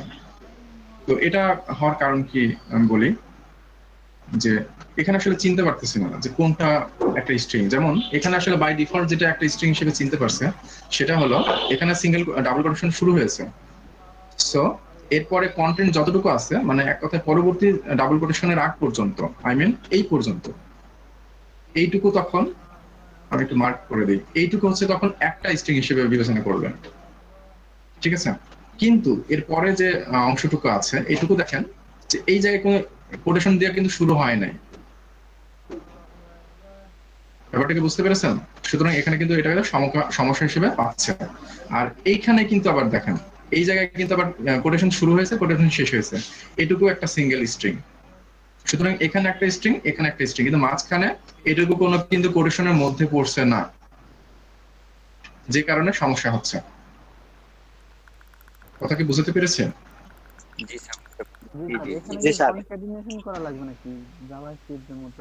হ্যাঁ, কনক্যাটিনেশন করা যেতে পারে, বিভিন্ন রকম উপায় আছে, সেগুলো করা যেতে পারে। ওকে। তো তো একটা কথা হচ্ছে যে এখন আপনি চাচ্ছেন যে এখান থেকে পুরোটা হচ্ছে একটা স্ট্রিং এবং মাঝখানে থাকবে আর একটা স্ট্রিং, এরকম যদি চান তাহলে আপনাদের একটা বিষয় মাথায় রাখতে হবে, সেটা হলো যদি আপনার পুরো স্ট্রিংটা, পুরো মেইন যে স্ট্রিংটা সেটা যদি ডাবল কোটেশন দিয়ে শুরু হয় এবং ডাবল কোটেশন দিয়ে শেষ হয়, যদি এরকম সীমানা আপনি উল্লেখ করেন, তাহলে ভিতরে যদি কোনো আরো স্ট্রিং থাকে তাহলে সেই স্ট্রিং গুলো ডাবল কোটেশন দিয়ে দেওয়া যাবে না। ঠিক আছে? সেখানে কি করবেন? সিঙ্গেল কোটেশন ব্যবহার করবেন। স্যার তার বুঝি মানে এই জায়গায় ব্যবহার করবেন সিঙ্গেল কোটেশন। আচ্ছা স্যার। হ্যাঁ স্যার বুঝিনি, আবার একটু বলেন স্ট্রিং গুলো ডাবল কোটেশন সিঙ্গেল কোটেশন। আমি যেটা বললাম যে যখন হচ্ছে আপনারা পুরো একটা স্ট্রিং এর ভিতরে অন্য একটা স্ট্রিং রাখবেন, যেমন এখানে আমাদের এই মার্ক করেছে এই টোটাল জায়গাটুকু হচ্ছে একটা স্ট্রিং, ঠিক আছে? তো এই একটা স্ট্রিং এর শুরু হয়েছে এখান থেকে, শেষ হয়েছে এখানে। সো এর মধ্যে আরেকটা স্ট্রিং আছে যেটা এখানে দেখতে পাচ্ছেন, শাকিব খান। এখানে এটা হচ্ছে আরেকটা ডাবল স্ট্রিং দিয়ে শুরু হয়েছে, ডাবল স্ট্রিং দিয়ে শেষ হয়েছে। এইরকম যখন হবে তখন দেখেন যে বাইরে যেটা ঘিরে রেখেছে যেটা, সেটা তো মেইন। এখন এই মেইনের মতো করে আর কি ভিতরে রাখা যাবে না। মানে যে দক্ষিণ কোরিয়া না উত্তর কোরিয়ার হচ্ছে প্রেসিডেন্ট আছে না, কিম জং উন না কি যেন একটা নাম, ওর নামটা মনে থাকে। হ্যাঁ ওর হচ্ছে হেয়ার স্টাইল কিন্তু অন্য কারোর হেয়ার স্টাইল ওইরকম রাখতে দেয় না, না, কেউ রাখতে পারবে না। ওটা ইউনিক, কেউ রাখতে পারবে না, এরকম নিয়ম আছে ওদের। স্যার এটা আপনি যেভাবে বলছিলেন তাহলে স্যার যদি আমরা রাখি কি হবে স্যার? আপনারা রাখলে সমস্যা নাই, কারণ আপনারা তো গন্ডির বাইরে। মানে এখানে একটা স্ট্রিং, এখন যদি অন্য স্ট্রিং এর সাথে আবার অন্য স্ট্রিং আরেকটা নিচে প্রিন্ট করেন, সেক্ষেত্রে সেই স্ট্রিং এর সাথে এই স্ট্রিং এর কোনো সম্পর্ক নেই। আলাদা আলাদা কান্ট্রি, আলাদা আলাদা ব্যাপার, ঠিক আছে? এই জন্য আলাদা স্ট্রিং আলাদা ব্যাপার, আচ্ছা স্যার, কিন্তু এটা তো দেশের ভিতরে। আমি যদি সিঙ্গেল একটার কোটেশন দিয়ে বলেন। স্যার না বলতে চাচ্ছি, আমি যদি সিঙ্গেল কোটেশন দিয়ে শুরু করে এবং শেষ করে মাঝখানে ডাবল কোটেশন দিয়ে তারপরে যদি আরেকটা স্ট্রিং বসাই তাহলে কি সেম কাজ করবে? তাহলে হচ্ছে যে কিমজমের থিওরি অ্যাপ্লাই করতে হবে, যে সে যেটা রাখবে সেটা বাকিরা জনগণ, তার তার আন্ডারে যারা আছে ওই রাষ্ট্রে জনগণ, তারা ওটা ফলো করতে পারবে না, ওটা রাখতে পারবে না। তার মানে এটা হচ্ছে আমাদের এইভাবে রাখতে হবে। আমি এটা দেখাচ্ছি। তাহলে দেখেন যে আমাদের একটা স্ট্রিং এর ভিতরে আরেকটা স্ট্রিং রাখলাম, তো সেই ক্ষেত্রে হবে কি যে এরকম ভাবে রাখতে হবে। তো সেই ক্ষেত্রে হবে কি যে এইটুকু আমাদের এইভাবেই শো করবে। এখন যদি রিলোড করি তো দেখেন এই যে, নিশ্চয়ই দেখতে পাচ্ছেন সবাই যে এই যে সিঙ্গেল কোটেশন সহকারে এবার ওটা থাকছে, আর টোটালটা হচ্ছে একটা স্ট্রিং, যে কারণে মেইন যে স্ট্রিং সেটাই হচ্ছে এখানে আউটপুট করছে, ঠিক আছে? আর সেটা হচ্ছে ডাবল কোটেশন উঠাই দিয়ে মাঝের যে ভ্যালুটুকু সেটুকু শো করছে। দ্যাট মিন্স এখান থেকে এই পর্যন্ত। দেখেন কথাটা বুঝতে পারছেন কিনা সবাই? জি স্যার বুঝতে পারছি, তবে যদি আমি এইটুকু। সিঙ্গেল কোটেশন আবার একই ইউজ করি সেই ক্ষেত্রে আবার হ্যাঁ, সেটাও দেখাচ্ছি, সেটাও দেখাচ্ছি। সেই ক্ষেত্রে হবে কি যে মনে করেন যে আপনি এখানে দিলেন, বাইরে দিলেন হচ্ছে সিঙ্গেল কোটেশন আর ভিতরে দিলেন ডাবল কোটেশন, সেই ক্ষেত্রে কোনো সমস্যা নাই, এটা স্বাভাবিক কাজ করবে। কিন্তু ভিতরে এই জায়গায় আছে এখন ডাবল কোটেশন শো করবে। এখন যদি রিলোড করি দেখেন এখানে আছে ডাবল কোটেশন শো করছে, কারণ এটা টোটাল তো একটা জিনিস, তাই না? এখানে টোটাল হচ্ছে একটা কন্টেন্ট। সো একটা কন্টেন্ট হিসেবে এখান থেকে শুরু হবে এবং এইটুকু হচ্ছে সরাসরি আউটপুট করবে। এটা যেভাবে আছে সেভাবে আউটপুট করবে। এই বিষয়টা আপনাদের মনে রাখতে হবে যে বাইরে যদি আপনার সিঙ্গেল কোটেশন দিয়ে ঘেরা থাকে, ভিতরে ডাবল কোটেশন দিবেন, আর বাইরে যদি ডাবল কোটেশন থাকে তাহলে ভিতরে সিঙ্গেল কোটেশন দিবেন। আপাতত এই বিষয়টা এইভাবে আর কি নিজেরা প্র্যাকটিস করে একদম ক্লিয়ার হয়ে নেন সবাই। Okay sir. আচ্ছা, এগুলো তো ছোটখাটো ব্যাপার, আশা করি সমস্যা হবে না। তো এই জিনিসগুলো একটু বোঝার চেষ্টা করেন। এগুলো মূলত একটা ডেটা। মনে রাখলে হবে স্যার, প্র্যাকটিস করতে করতে মনে হয়ে যাবে। হ্যাঁ হ্যাঁ, অবশ্যই। একটা ব্যাপার হচ্ছে আমরা যখন ডেটাবেজে কাজ করলাম একটু আগে ওয়ার্ডপ্রেসে যখন দেখালাম, তখন দেখবেন যে ওয়ার্ডপ্রেসের ওই যে অ্যাডমিন প্যানেল থেকে সেটিংস থেকে আমি একটা টেক্সট চেঞ্জ করে দিলাম, সেই টেক্সটটা ওখানে গিয়ে সেভ হয়েছে। তো এই ডেটাগুলো কে বলা হয় হচ্ছে এক একটা স্ট্রিং ডেটা বা স্ট্রিং ভ্যালু। তো আমরা এরকম বিভিন্ন রকম ডেটা নিয়ে কাজ করব। তো যেমন আমরা কি কি ডেটা টাইপ নিয়ে কাজ করতে পারি, যদি আমি একটু লিস্টিং করি তাহলে আমি এটা কেটে দিচ্ছি। প্রথমত হচ্ছে ইন্টিজার। ইন্টিজার মানে হচ্ছে পূর্ণ সংখ্যা, ঠিক আছে? পূর্ণ সংখ্যা মানে হচ্ছে যে মনে করেন এইরকম, এগুলো সব তো পূর্ণ সংখ্যা, এগুলো তো দশমিক সংখ্যা না। আর একটা হচ্ছে floating number. Maybe 2/3 floating number এরকম। মানে হচ্ছে হ্যাঁ দশমিক সংখ্যা আর কি। সাপোজ মনে করেন 3 পয়েন্ট সামথিং, অপূর্ণ সংখ্যা 6.85 এরকম কিছু একটা, এগুলো তো অপূর্ণ সংখ্যার এক্সাম্পল। আর উপরে যেটা সেটা পূর্ণ সংখ্যা। ইন্টিজার হচ্ছে পূর্ণ সংখ্যা, ফ্লোটিং নাম্বার হচ্ছে অপূর্ণ সংখ্যা। জাস্ট কয়েকটা এক্সাম্পল দিয়েছি। তো এইরকম ডেটা নিয়ে আমরা কাজ করি। বলেন। এছাড়া হচ্ছে আমরা স্ট্রিং নিয়ে কাজ করি। না বললাম যে লাইক 2/3 সেই ক্ষেত্রে ওটা কি হবে, ইন্টিজার না ফ্লোটিং নাম্বার? 2/3 তার রেজাল্টেন্ট দেখতে হবে, রেজাল্ট কি হয়। 2/3 যেটা হবে সেটা তো একটা অবশ্যই দশমিক সংখ্যা। এখন যদি বলেন 4/2 এটা তো পূর্ণ সংখ্যা জেনারেট করবে। তাহলে মানে এখানে হচ্ছে আপনার রেশনাল নাম্বার এবং ইরেশনাল নাম্বারের একটা ব্যাপার আছে। মানে যদিও 2/3 এটা কাউন্ট করবে না, মানে ভাগ করার পর যেটা আসবে রেজাল্ট সেটাই কাউন্ট করবে না, পরিপূর্ণ অংশটা এখানে পাবেন। 2/3 যদি দেন তাহলে দেখবেন যে এখানে দশমিক সামথিং পাবেন। সেটাই। আচ্ছা বুঝতে পারছি এখন। ওকে, তো এই যে এই ভ্যালুগুলো নিয়ে আমরা কাজ করতে পারি। আচ্ছা, আজকে কিন্তু কাউকে জিজ্ঞাসা করা হয় নাই যে আপনারা সবাই ঠিক মতো বুঝতে পারছেন কিনা যা কিছু আলোচনা করছি। প্রথমে আগে আলোচনা করলাম যে আমাদের আসলে কি শিখতে যাচ্ছি এবং কেন শিখতে যাচ্ছি, কেন দরকার।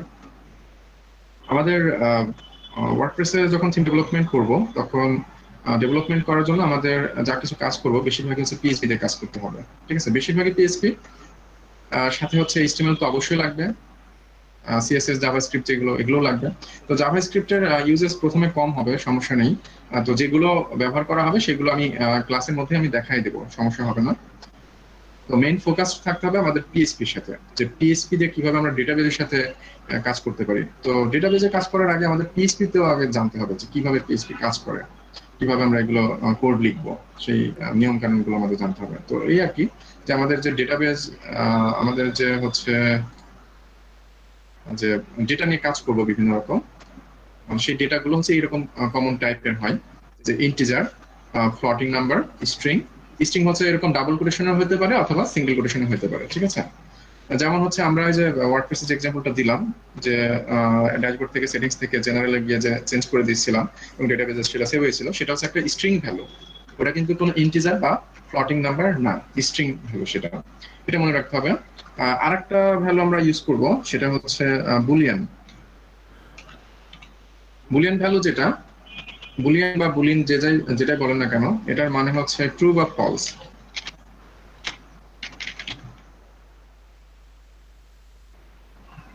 ট্রু বা ফলস মানে ব্যাপারটা এইরকম, যে কিভাবে বলা যেতে পারে। আচ্ছা, মনে করেন যে একটা সিম্পল ছোটখাটো একটা হোটেল, যে হোটেলে পেমেন্ট সিস্টেম হচ্ছে ম্যানুয়ালি। ছোটখাটো একটা গলিতে একটা হোটেল আছে।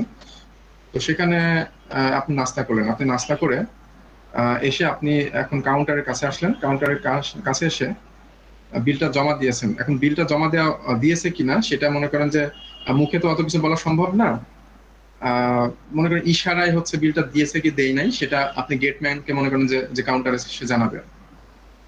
সে বিল দেওয়ার পর যখন বেরোতে যাবে তখন জিজ্ঞাসা করবে, তখন মনে করেন যে মাথা ঝাঁকালো জাস্ট। যদি হ্যাঁ হয় তাহলে একবার হচ্ছে ডান সাইডে বা বাম সাইডে কাট করে দেখালো, তাহলে হবে হ্যাঁ বোধক একটা চিহ্ন, মানে ইশারা হলো। আর যদি না হয় তাহলে কি করবে, মাথাটা ঝাঁকাবে।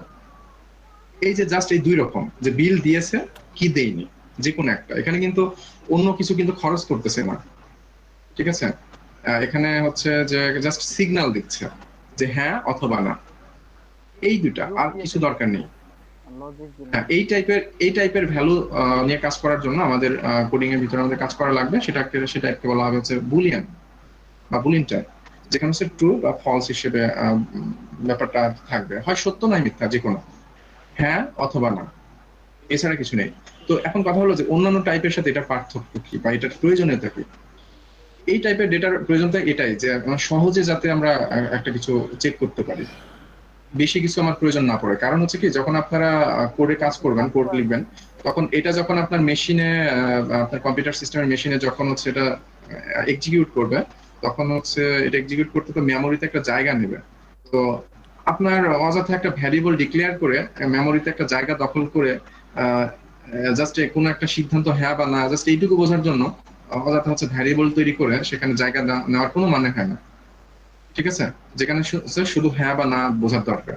তো সেই ক্ষেত্রে আমরা বুলিয়ান টাইপের হচ্ছে ভ্যারিয়েবল তৈরি করে সেটা দিয়ে আমরা ব্যবহার করবো। তো যাই হোক, এগুলো আমরা প্র্যাকটিক্যালি যখন সবগুলো ব্যবহার করবো তখন আপনারা ইজিলি বুঝতে পারবেন। এখন জাস্ট থিওরিটিক্যাল আর কি বললাম।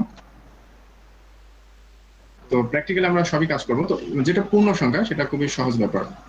তো এবার চলে আসেন হচ্ছে আমরা যে ইকো করতেছিলাম, এই ইকোর বিষয়টা, যে আমরা আউটপুট করতে হলে ইকো লিখবো। ঠিক আছে? যে ECHO এটা এইভাবে লিখতে হবে। হ্যাঁ, ইকো লিখবো, তারপরে হচ্ছে আমরা কিছু একটা লিখবো, সেটা হচ্ছে স্ট্রিং হতে পারে, অথবা হচ্ছে এরকম ইন্টিজার ভ্যালু হতে পারে, ফ্লোটিং নাম্বার ভ্যালু হতে পারে, অথবা হচ্ছে বুলিয়ান টাইপের কোনো কিছু হতে পারে, যা ইচ্ছা তাই হতে পারে। ঠিক আছে? সাপোজ আমি এখানে এই ভ্যালুটা বাদ দিয়ে আমি এখন বুলিয়ান টাইপের, আমি এখানে লিখলাম ট্রু, জাস্ট ট্রু লিখলাম। তো এখন কি হবে, আমরা যদি একটু আউটপুটটা দেখি, রিলোড করলাম, তো লক্ষ্য করেন এখানে আউটপুট দেখাচ্ছে 1। তো কম্পিউটার আসলে যখন এরকম কোনো ইনস্ট্রাকশন নিয়ে কাজ করবে, কোনো সিগন্যাল নিয়ে বা কোনো ইনস্ট্রাকশন বলতে আপনি যখন কোড লিখবেন সেই কোডগুলোকে ইনস্ট্রাকশন বলা হবে, এটা নিয়ে যখন প্রসেস করবেন তখন সত্য যেটা সেটার ভ্যালু হিসেবে ধরবে হচ্ছে 1, আর যেটা মিথ্যা সেটার ভ্যালু ধরবে হচ্ছে 0। আপনারা বাইনারিতে কাজ করেননি? জি স্যার, করেছি। বাইনারি নাম্বার সিস্টেমে জি জি স্যার, জি। লজিক, হ্যাঁ, লজিক গেট নামক একটা অধ্যায় আছে, সেখানে 0 আর 1 নিয়ে যে কাজ, সেখানেও কিন্তু দেখবেন বুলিয়ান অ্যালজেব্রা নামক আলোচনা আছে। তো এই জিনিসগুলো কিন্তু এমন না যে আসলে কখনো কাজে লাগে না বা লাগবে না। যেমন ছোটবেলায় প্রাইমারিতে বা হাই স্কুলে যেসব বিষয় নিয়ে পড়াশোনা করেছি বা ইন্টারমিডিয়েটে যেগুলো পড়াশোনা করেছে, সেগুলো কিন্তু তখন মনে করেছিলাম হয়তো এমনি এমনি। শুধু তাই না, ইনফ্যাক্ট হচ্ছে অনার্স লেভেলে এসে যেসব পড়াশোনা করেছি, বিভিন্ন থিওরি মুখস্থ করেছি। হ্যাঁ, মুখস্থ করে ইউনিভার্সিটি লাইফ পার করেছি, কিন্তু পরবর্তীতে যখন প্র্যাকটিক্যালি এই জিনিসগুলো নিয়ে কাজ করতেছি ফিল্ডে, তখন দেখতেছি যে আসলে এই জিনিসগুলো তখন তো স্যাররা আমাদেরকে যতটুকু বোঝাইছে আসলে তখন আসলে অতটা গুরুত্ব দিই নাই, যে জাস্ট রেজাল্ট করার জন্য আর কি শিখেছি। বাট এগুলো আসলে প্র্যাকটিক্যাল ফিল্ডে এত গুরুত্বপূর্ণ। এই যে যেমন এখন মেশিন লার্নিং নামক যে একটা সেক্টর আছে, আর্টিফিশিয়াল ইন্টেলিজেন্সের একটা ক্যাটাগরি। তো এখানে আপনার এই টাইপের অনেক থিওরি, অনেক বিষয় আছে যেগুলো লাগবে ম্যাথমেটিক্সে। যেমন ক্যালকুলাস ছাড়া আপনি মেশিন লার্নিং এ ভালো করতে পারবেন না। ইন্টিগ্রেশন, ডিফারেন্সিয়েশন, মানে এইগুলোর আসলে প্র্যাকটিক্যালি ইউজেস আছে। আমরা যখন হচ্ছে এগুলো ম্যাথমেটিক্স যখন কাজ মানে শিখেছি, তখন কিন্তু আমরা জাস্ট হচ্ছে রেজাল্ট করার উদ্দেশ্যে শিখেছি, কিন্তু প্র্যাকটিক্যালি এগুলোর কিন্তু ইউজেস হিউজ, যেটা আমরা আসলে ওইভাবে বুঝি নাই তখন। অনেকেই বুঝি নাই, কেউ কেউ হয়তো বুঝতে পারে, বাট রেয়ার কেস। আমাদের আসলে পড়াশোনার সিস্টেমটাই এরকম। তাহলে তো ওরকম করতাম না। আমাদের পড়াশোনাটা আসলে বলেন, বাংলা কবিতাগুলো যেমন এটা কোনো কাজে লাগে না এখন, এরকমই অনেকেই অঙ্কের অনেক কিছু মনে করে যে কাজে লাগে, শুধু পাস করার জন্য করে। সেটাই আর কি, কিন্তু ইউজেস আছে। আমি টেকনোলজিক্যাল সেক্টর নিয়ে মূলত কথা বলছি, যে ম্যাথমেটিক্স এর কথা বলেন, যে এটা তো সবাই শিখেছে, সায়েন্স, আর্টস, কমার্স যে যাই করুক না কেন, সবাই কিন্তু এগুলো নিয়ে পড়াশোনা করেছে। তো এগুলো আসলে শুধু রেজাল্টের জন্য না, প্র্যাকটিক্যালি এগুলোর অনেক দরকার আছে, যেটা আমরা আসলে এভাবে বুঝি না। এগুলো বুঝি না কারণ হচ্ছে আমাদের এডুকেশনাল সিস্টেমের কারণে। আমরা আসলে এমন একটা সিস্টেমের মধ্যে দিয়ে পড়াশোনা করেছি বা করানো হয়, সেটা আসলে এই জিনিসটা মাথার মধ্যে কাজ করে না বা বুঝিও না। তো যাই হোক, প্র্যাকটিক্যালি তো ওইভাবে বোঝায়ও না, এটা কেন, এগুলো আসলে বলতে গেলে অনেক কথা চলে আসবে, না বলি। হইতে হবে, যাই হোক একটু তো এখন কথা হলো যে বুলিয়ান অ্যালজেব্রা, এটাও ইন্টারমিডিয়েটে খুব সুন্দর করে আলোচনা করা আছে, বেসিক কিছু ইনফরমেশন।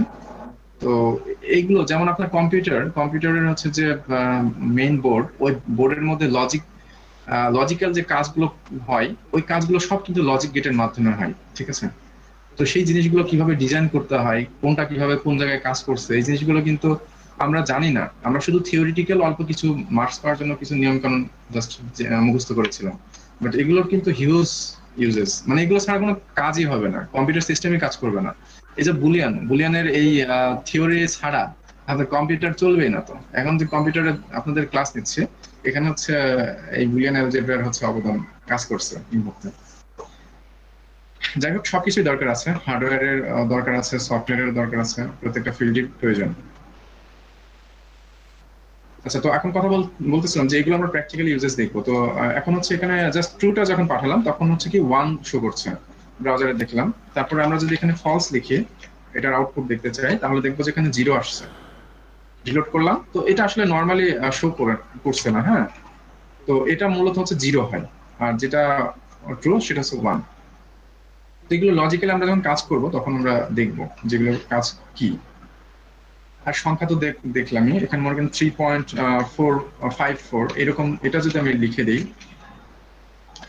বাই দ্য ওয়ে, একটা কথা মনে রাখতে হবে যে আপনারা যখন সিএসএস এর কোড লিখছেন তখন কিন্তু একটা স্টেটমেন্ট শেষের সময় আপনারা এইভাবে কিছু একটা লিখছেন, মানে সেমিকোলন দিয়ে শেষ করছেন, তাই না? যেমন আপনি এইভাবে যদি কোনো একটা ট্যাগকে সিলেক্ট করেন, সাপোজ বডিকে সিলেক্ট করে লিখলেন যে ব্যাকগ্রাউন্ড কালার, ঠিক আছে, ব্যাকগ্রাউন্ড কালার দিলেন, তারপরে হচ্ছে ফন্ট সাইজ দিচ্ছেন। হ্যাঁ, ফন্ট সাইজ হচ্ছে 22 পিক্সেল এরকম দিলেন। এই যে দেখেন যে একটা থেকে আরেকটা সেপারেট করার জন্য এখানে লাস্ট স্টেটমেন্ট শেষ করার জন্য সেমিকোলন দিচ্ছেন। তো এখানে পিএইচপি তেও একটা স্টেটমেন্ট শেষ করতে চাইলে সেমিকোলন দিতে হবে, এটা মনে রাখতে হবে, ঠিক আছে? আচ্ছা, তো আমি এখানে এগুলো বাদ দিয়ে দিচ্ছি। তো এইভাবে আর কি আমরা স্ট্রিং, পূর্ণসংখ্যা, অপূর্ণ সংখ্যা বা বুলিয়ান টাইপের ভ্যালু এরকম আর কি আমরা আউটপুট করতে পারি। তো এটা এইভাবে জানেন। এখন কথা হচ্ছে যে আমরা যে ভ্যালুগুলো, এগুলো তো সরাসরি এইভাবে নিয়ে কাজ করবো না, তাই না? যে সরাসরি হচ্ছে আমি জাস্ট ভ্যালুটাকে এইভাবে আউটপুট দেখাচ্ছি, এরকম তো করবো না। আমরা হচ্ছে রেফারেন্সের মাধ্যমে কাজ করব। মানে হচ্ছে যে এখন চলে যান প্রাইমারিতে গিয়ে হচ্ছে ক্লাস 3 কি 4 এ একটা টাইপের অঙ্ক আছে, সেটার নাম হচ্ছে কি, আমরা এখন সেটাই শিখবো। লাইক ইউজারের কাছ থেকে আমরা এসব ইনপুট নেব। হ্যাঁ, এখন হচ্ছে আপনারা সরল করেন। হ্যাঁ, আপনাদের এখন সরল অঙ্ক শেখানো হবে, ব্র্যাকেট দিয়ে। ঠিক আছে? সরল করবেন, মনে আছে তো সবার? জি স্যার, অবশ্যই গতকাল তো করা হয়েছে। আচ্ছা, তো ব্যাপার হচ্ছে সরল আসলে কেন লাগবে? এটা হচ্ছে যখন কমপ্লেক্স একটা ফর্ম থাকে, সেই ফর্মটাকে আমরা সিম্পলিফাই করি, সহজ একটা, মানে একদম সহজ একটা ফর্ম রূপান্তর করি, সেটা হচ্ছে সরল করতে বলে। তো এই হলো ব্যাপার। তো আমরা যখন প্রোগ্রামিং এ কাজ করব, কোডিং এ কাজ করব, তখন সেখানে হচ্ছে কমপ্লেক্স ক্যালকুলেশন আমাদের প্রয়োজন করা লাগতে পারে। তো সেগুলো আমাদের ওইভাবে সরল করতে হবে। তো আসেন আমরা একটু প্রাইমারিতে ফিরে যাই। এখানে মনে করেন আমি এভাবে কিছু একটা সমীকরণ লিখছি, যে এখানে লিখতে পারি, প্রথমে লিখলাম 10, তারপরে, আচ্ছা আমি ইংলিশে লিখি, ঠিক আছে, বাংলায় না লিখে ইংলিশে লিখি। তাহলে এখন হচ্ছে আমি এখানে লিখতেছি 10 প্লাস, এবার হচ্ছে আমি সেকেন্ড ব্র্যাকেট না, প্রথমে থার্ড ব্র্যাকেট দিই। থার্ড ব্র্যাকেট দিয়ে এখানে দিচ্ছি 5, তারপরে গুণন, তারপরে আবার সেকেন্ড ব্র্যাকেট দিয়ে এখানে লিখতেছি যে 3 প্লাস 8, তারপরে মাইনাস 10, তারপরে এখানে গুণন 2। দেখেন তো এই টাইপের হচ্ছে সরল করা লাগতো না? জি স্যার। জি স্যার। এখন বদমাশ এটার আউটপুট কত আসবে এখন আপনারা জেনারেট করেন, আপনারা এখন হিসাব করে বলেন যে এখানকার আউটপুট কত আসবে।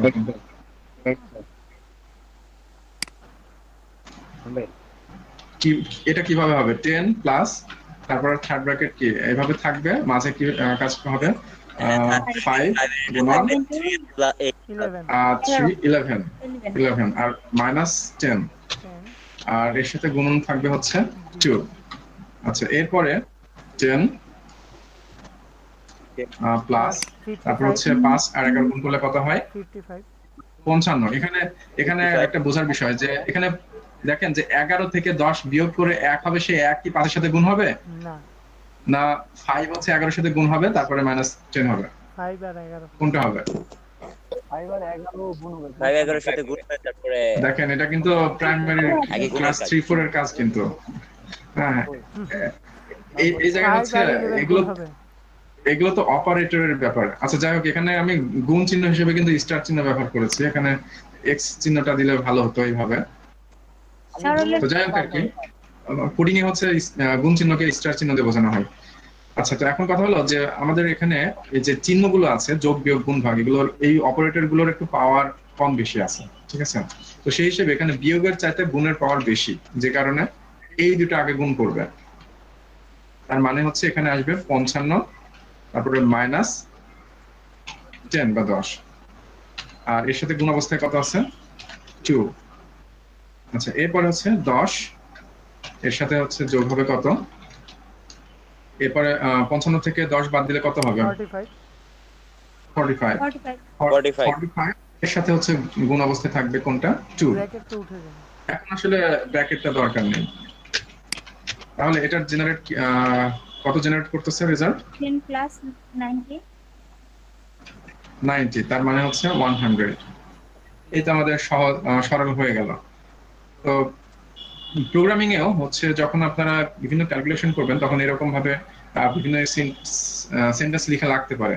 তো লেখার পরে হবে কি, যে এই সেন্টেন্সকে আপনারা হচ্ছে যে রেজাল্টটা হবে, সেই রেজাল্টটা সিম্পলিফাই কম্পিউটার সিস্টেমে করে নেবে। এই ক্যালকুলেশন গুলো আপনাদের ম্যানুয়ালি করা লাগবে না।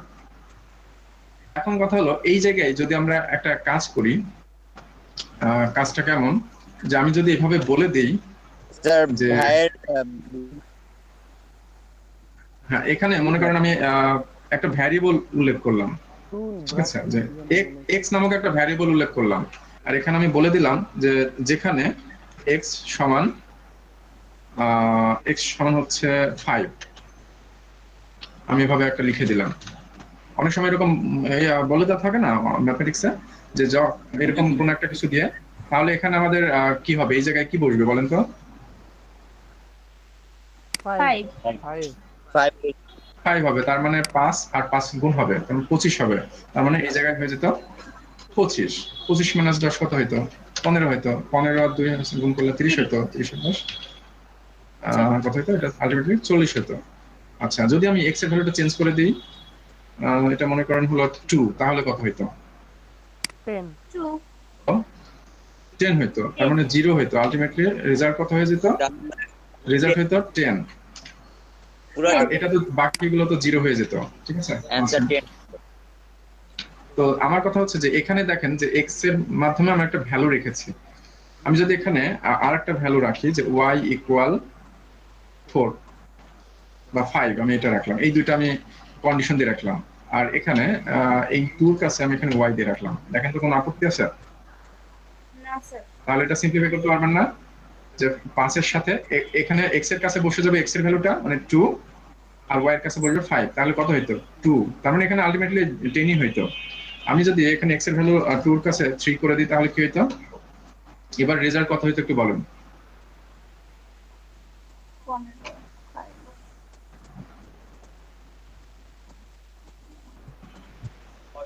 হ্যালো, খুবই সিম্পল। 3 আর 5 হচ্ছে 15। 15 মাইনাস 10 কত হয়? 5 যোগ 10 5। 10 10 20 25 হতো। 25 আর 10 কত হয়? 35। 35 হইতো টোটাল 35 35। সো অ্যান্সার হতো 35। আচ্ছা যাই হোক, এখানে আবার ম্যাথমেটিক্সে যদি ইন কেস ভুল বলে ফেলি, তাহলে আবার কে যেন আবার ধরেন না, বা সোশ্যাল মিডিয়ায় ভাইরাল করে দেন না যে এরকম যোগ বিয়োগ পারে না। যোগ বিয়োগ অবশ্যই পারি, বাট ইন কেস বলতে অনেক সময় ভুল হতেই পারে। তার মানে এই না যে আমি কিছু জানি না। আচ্ছা যাই হোক, এখন কথা হলো যে এখানে আমরা দেখেন যে একটা প্রতিনিধি ব্যবহার করেছি, যেখানে আমরা এরকম ভিন্ন ভিন্ন ভ্যালু চেঞ্জ করে দিয়ে আমরা একটা ভিন্ন ভিন্ন রেজাল্ট জেনারেট করতে পারছিলাম।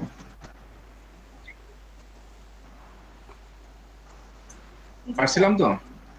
আচ্ছা, তো এখন এই যে দুইটা এখানে একটা লেটার আমি ব্যবহার করেছি দুইটা, সেই লেটারকে আমরা এইভাবে ভিন্ন ভিন্ন ভ্যালু দিয়ে আলটিমেটলি হচ্ছে যে ফাইনাল রেজাল্ট, সেই রেজাল্টটা ভিন্ন ভিন্ন ভ্যালু পাচ্ছিলাম। তো এটাকে বলা হয় প্রতিনিধি, এটাকে বাংলায় বলা হয় প্রতিনিধি, আর যদি ম্যাথমেটিক্সের ভাষায় আমি বলি তাহলে এটাকে বলা হয় হচ্ছে ভ্যারিয়েবল।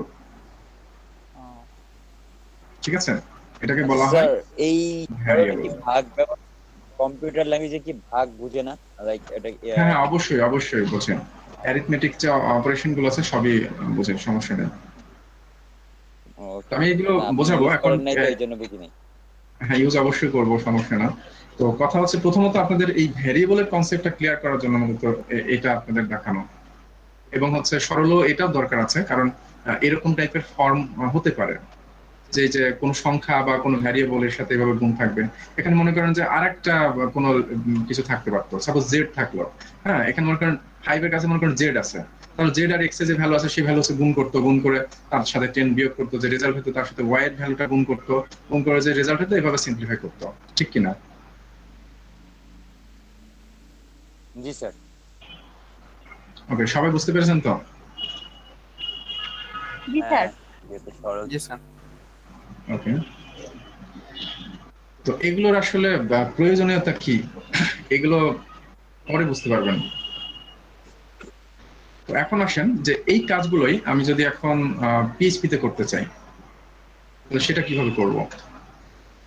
তো পিএইচপি তে আমি একটু বলে নিই যে যখন যোগ করতে চাইবেন তখন এই চিহ্নটা ব্যবহার করবেন, যখন বিয়োগ করতে চাইবেন তখন এই যে হাইপেন নামক যে চিহ্নটা আছে, ঠিক আছে, এটা ব্যবহার করবেন। আর যদি গুণের কাজ করতে হয় তাহলে সেই ক্ষেত্রে হচ্ছে এই চিহ্নটা, স্টার চিহ্নটা ব্যবহার করবেন। আর যদি ভাগের কাজ করতে চান তাহলে ফরওয়ার্ড স্ল্যাশ এটা ব্যবহার করবেন। ঠিক আছে, এই চিহ্নগুলো ব্যবহার করা হবে। কোন ডিফারেন্স না এগুলো না, সিম্পলি যেভাবে কাজ করে সেভাবে কাজ করবো, মানে ম্যাথমেটিক্স আমরা যেভাবে জানি সেভাবে। হ্যাঁ বলেন। আমরা কি ফার্স্টে পিএসপি করব তাহলে? হ্যাঁ ফার্স্টে আমাদের পিএইচপি শিখতে হবে, পিএইচপি ছাড়া তো কিছু করা যাবে না। আচ্ছা ঠিক আছে। একেবারে স্টেপ বাই স্টেপ, যেটার পর যেটা লাগবে। আচ্ছা এখন আমাদের এই অ্যারিথমেটিক অপারেশন গুলো দেখবো যে কিভাবে এটা কাজ করে। এটা খুব সিম্পল বিষয়, কঠিন কিছু না। তো এখন আমরা যে ভ্যারিয়েবল নিয়ে কাজ করেছি এখানে, এই ভ্যারিয়েবল গুলো আমরা প্রোগ্রামিং এও ব্যবহার করব বিভিন্ন ভ্যালুকে রাখার জন্য। আচ্ছা কি কি ভ্যালু আমরা এভাবে রাখতে পারবো? আমরা কিন্তু কি কি ভ্যালু নিয়ে কাজ করতে পারি সেটা আলোচনা করেছি প্রথমে। পূর্ণ সংখ্যা, অপূর্ণ সংখ্যা, স্ট্রিং, তারপরে বুলিয়ান ভ্যালু, এরকম কয়েকটা টাইপের কথা বলেছিলাম, মনে আছে তো সবার? জি স্যার। জি স্যার।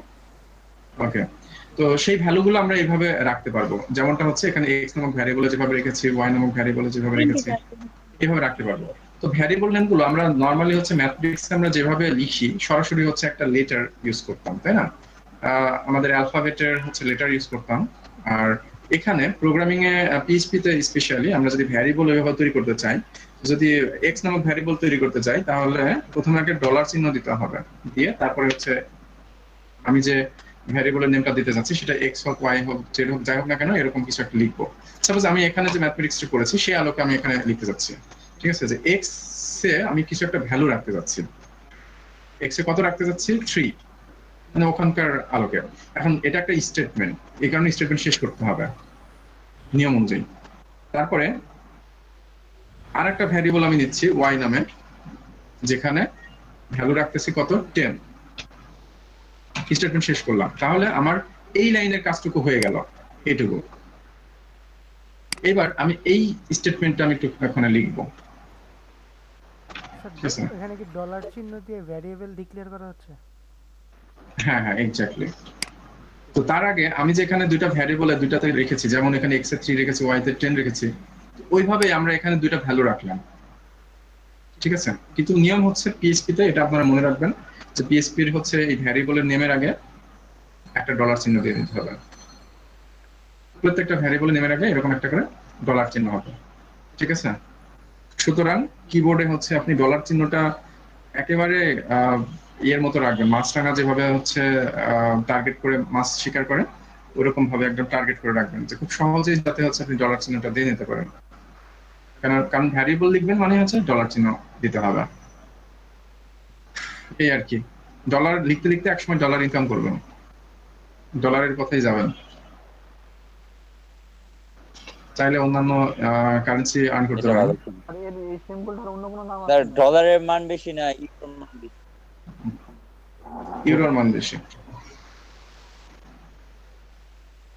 আচ্ছা, তো এখন আমরা যে ভ্যারিয়েবলে কিছু একটা রেখেছি সেটা কিন্তু চাইলে আমরা ব্রাউজারে আউটপুট করে দেখাইতে পারি। তো আউটপুট করে ব্রাউজারে দেখাইতে চাইলে আমরা ইকো ব্যবহার করব, ঠিক আছে? তো ইকোকে মনে করেন একটা ফাংশন যে একটা কাজ করে। তো ইকো লিখলাম, ইসিএইচও ইকো, এরপরে হচ্ছে আমি যাকে হচ্ছে আউটপুট করে দেখাইতে যাচ্ছি সেটা লিখতে হবে। আমি এক্স নামক ভ্যারিয়েবলটাকে আগে দেখাতে যাচ্ছি, স্টেটমেন্ট শেষ করে সেমিকোলন দিলাম। তো এক্স নামক ভ্যারিয়েবলকে আমরা হচ্ছে আউটপুট করব। তো এখন এটা যদি আউটপুট করি তাহলে এক্স আমাদের কত আছে এখানে 3, সুতরাং আউটপুটও আমাদের কি হবে, রিলোড করলাম 3 হচ্ছে। সিম্পল বিষয়। আমরা যদি এখানে এক্স কে না দেখাই, আমি যদি ওয়াই কে দেখাইতে চাই তাহলে কত দেখাবে, 10 দেখাবে, এখানে 10 দেখাবে। সিম্পল বিষয়। তো এখন আমি যদি দুইটাকে আলাদা করে দেখাতে চাই তাহলে আমি এটাকে ডুপ্লিকেট করে আমি আলাদা করে চেঞ্জ করে দিলাম, এইভাবে দুইটা ইকো ইউজ করলাম। কোনো আপত্তি আছে? না স্যার। আচ্ছা, তাহলে এখন যদি রিলোড করি দেখেন এই যেভাবে পর পর দেখাচ্ছে, এটা কিন্তু আলাদা লাইনে শো করছে না, ঠিক আছে? পর পর কেন দেখাচ্ছে। স্যার? ব্রেক কারণ এটা নিয়ম, এটা হচ্ছে নিয়ম, পর পর শো করে। এখন এটাকে আলাদা করে দেখানোর জন্য আমাদের ব্রেক করে দিতে হবে। তো ব্রেক করে দেওয়ার জন্য আমরা একটা কাজ করতে পারি। আমরা স্ট্রিং দেখেছিলাম না, স্ট্রিং? জি স্যার। আচ্ছা, স্ট্রিং এর বিষয়ে আরেকবার রিটার্ন যাই, তারপর আবার এখানে ফিরে আসবো, ঠিক আছে? তো আমি এটাকে কমেন্ট করে রাখলাম। আপনারা সিএসএস এ এইভাবে কমেন্ট করে রেখেছিলেন, মনে আছে? CSS code? জি স্যার। জি স্যার। স্যার ভিআর টেক ব্যবহার করলেই তো হয়। হ্যাঁ হয়, কিন্তু পিএইচপি কোডের মধ্যে আবার সরাসরি আপনি এইচটিএমএল লিখতে পারবেন না। মনে করেন যে এখানে আপনি এর মধ্যে এইচটিএমএল এর কোন একটা কোড লিখবেন, বিআর এটা একটা এখানে লিখলাম, সরি। তাহলে কি হবে? তাহলে কিন্তু কাজ করবে না, কারণ পিএইচপির এই ট্যাগের মধ্যে সরাসরি এইচটিএমএল এর কোড কাজ করবে না। নিউ লাইন লিখতে মনে হয় কাজ করবে না স্যার? এটা এরর দেখাবে, এই যে সিনট্যাক্স এরর। Backslash N. তো এখন কথা হলো পিএইচপির এই ট্যাগের মধ্যে সবসময় শুধু পিএইচপির কোডই লিখতে পারবেন, অন্য কিছু লিখতে পারবেন না। অন্য কিছু যদি লিখতে চান বা দেখাইতে চান সেক্ষেত্রে একটু নিয়ম আছে, সেই নিয়মগুলো আমি পরে দেখাবো স্টেপ বাই স্টেপ। তো এখন একটু দেখাই স্ট্রিং এর যে বিষয়টা বলছিলাম, যে এটা দেখানোর জন্য আমি ব্রেকটা বাদ দিচ্ছি আর এটাকে একটু কমেন্ট করে রাখছি। তো এখন একটা স্ট্রিং আমরা দেখি, ইকো লিখে এবার ডাবল কোট দিয়ে এর মধ্যে সে লিখি যে ওয়েলকাম টু, ওয়েলকাম হলো না ওয়েলকাম হলো? স্যার এটা হলেই হলো, আমরা বুঝে নেব, সমস্যা নেই। ওকে, না আপনার ব্রিলিয়ান্ট, আমি জানি। ওয়েলকাম টু পিএইচপি এটা লিখলাম। এটা একটা স্ট্রিং, কিন্তু এটা যেভাবে স্ট্রিং মানে হচ্ছে আমরা যে একটা ভ্যালু লিখেছি যেটা ওইভাবেই আর কি থাকবে। আচ্ছা, আমাদের সময় মোটামুটি শেষের পর্যায়ে চলে আসছে, তারপরে আরো কিছু আলোচনা করি। আর আচ্ছা দেখেন যে ওয়েলকাম টু পিএইচপি এটা শো করছে।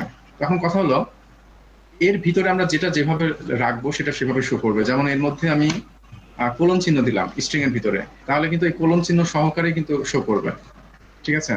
এখানে যদি আমি যোগ চিহ্ন দিই তাহলে কিন্তু আবার যোগ চিহ্ন সহকারে কিন্তু এখানে আউটপুট করবে, ঠিক আছে? এখানে যদি আমি স্পেস দিই, রিলোড করলাম, তাহলে দেখেন যে অতিরিক্ত স্পেস কিন্তু নিবে না, একটা স্পেস নিবে। এটা একটা জানার বিষয়। আর আমি যদি এখানে এভাবে ব্র্যাকেট দিয়ে ঘিরে দিই, ওই ব্র্যাকেট দিয়ে ঘিরে দেওয়া অবস্থাতে আমার আউটপুট শো করবে। সবাই দেখতে পাচ্ছেন? জি স্যার। জি স্যার। ওকে, তার মানে এই ডাবল কোটের মধ্যে আমি যেটা যেভাবে দিব সেটা সেভাবেই শো করবে। এর মধ্যে যে কোনো চিহ্ন, সংখ্যা, মনে করো আমি এখানে আমি এভাবে কিছু একটা নিজের মতো করে লিখলাম, ঠিক আছে? রিলোড করলাম, দেখেন ওটা এভাবেই শো করছে। আমি এক কথা স্ট্রিং এর ভিতরে আমি যেভাবে যেটা দিব সেটা সেভাবেই শো করবে, আউটপুট করবে।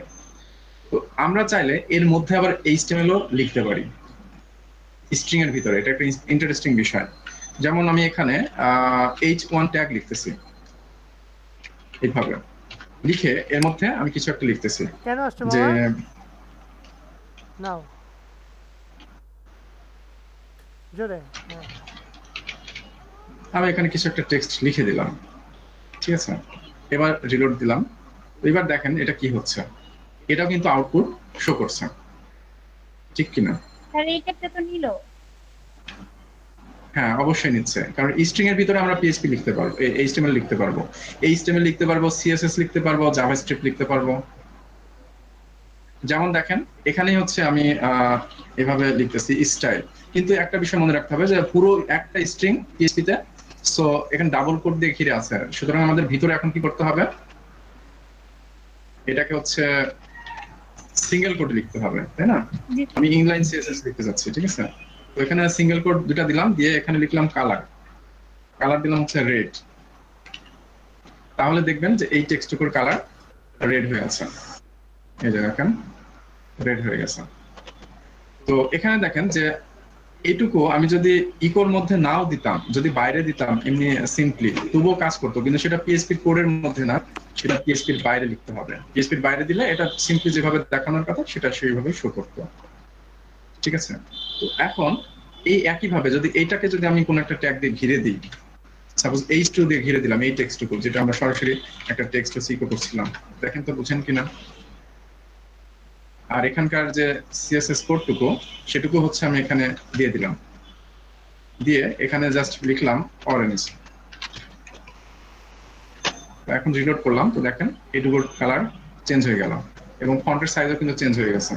আমি যদি এখানে ফন্টের সাইজ যদি চেঞ্জ করতে চাই, মানে সিএসএস এর কোড যা লেখার দরকার এখানে চাইলেই লিখতে পারবো।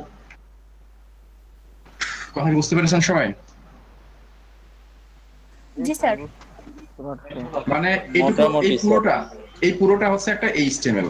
এই যে দেখেন আমি পিএইচপির বাইরে লিখলাম, এটা কিন্তু পুরোটা একটা এইচটিএমএল, সেটাকে স্ট্রিং আকারে আমি দেখাচ্ছি, দ্যাটস ইট, আর কিছু না। স্যার আমি যদি সিঙ্গেল কোটেশন দিয়ে স্ট্রিংটা শুরু করতাম তাহলে ভিতরে তো স্টাইলটা ডাবল কোটেশন। তাহলে ডাবল কোটেশন দিতে হতো, আগে তো স্ট্রিং সম্পর্কে যেটা বললাম। জি স্যার। ডাবল কোটেশন দেওয়া হতো।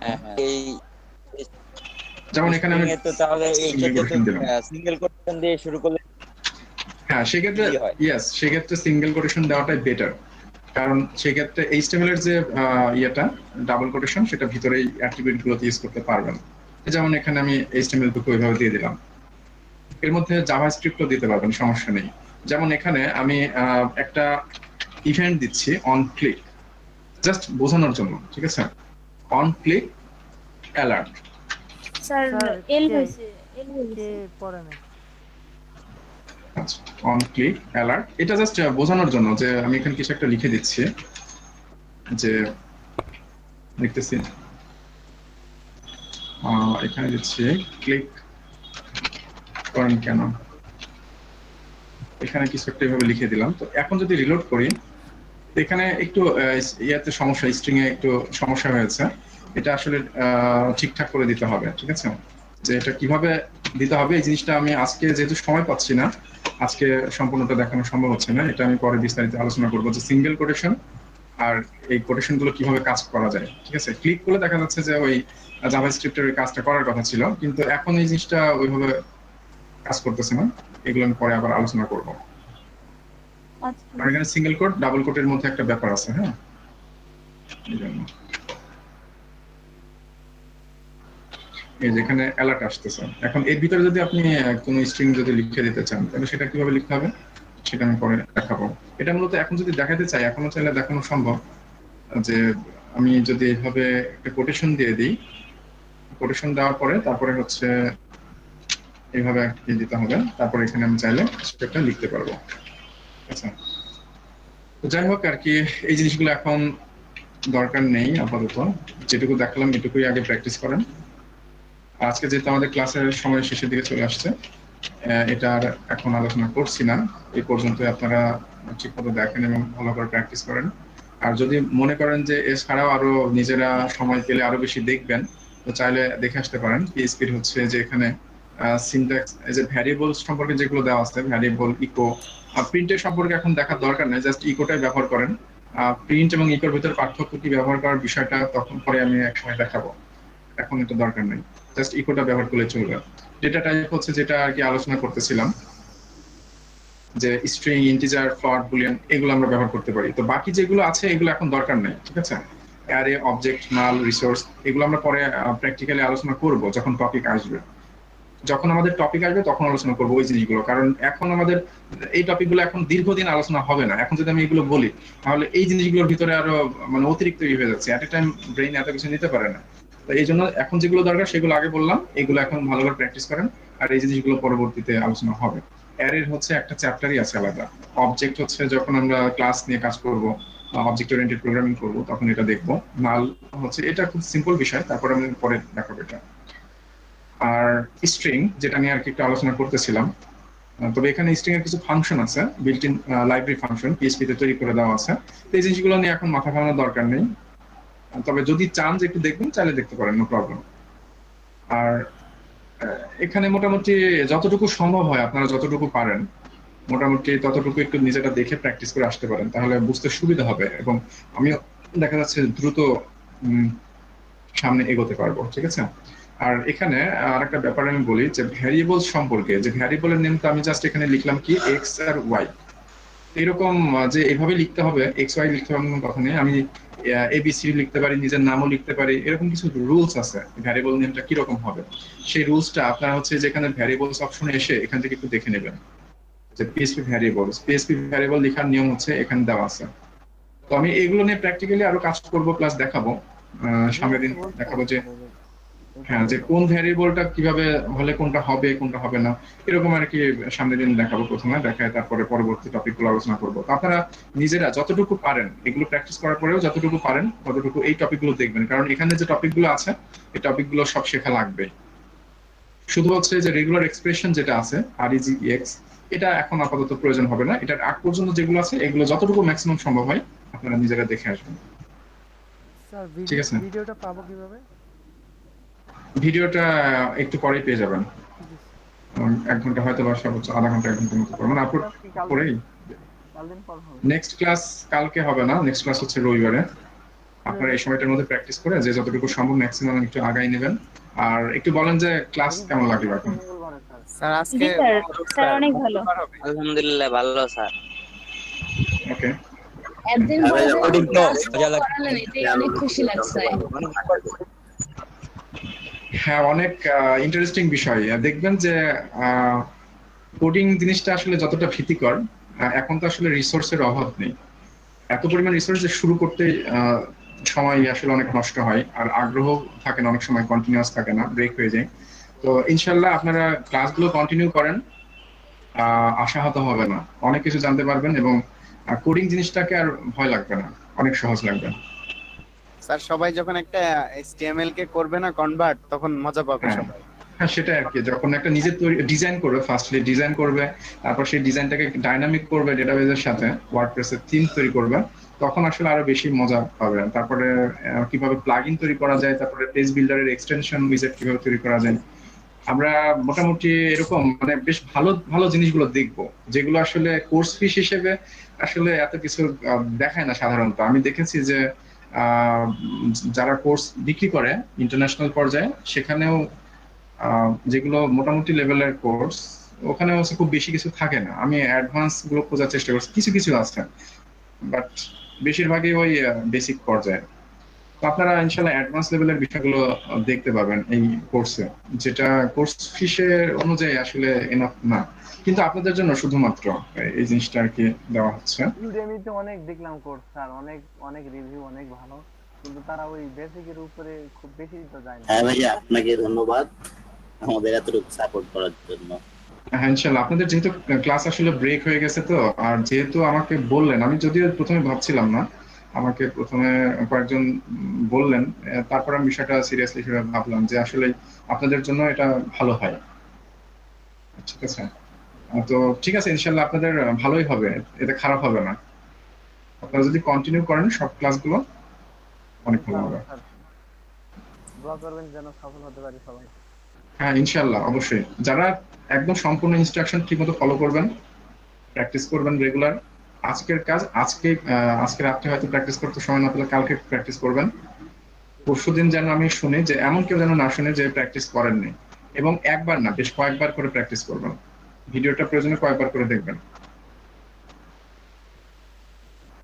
করে ফেলেন, একটু কথা বলি সবার সাথে। হ্যাঁ, ভিডিও অলরেডি হচ্ছে আমি পজ করে দিয়েছি, এখন বলতে পারেন।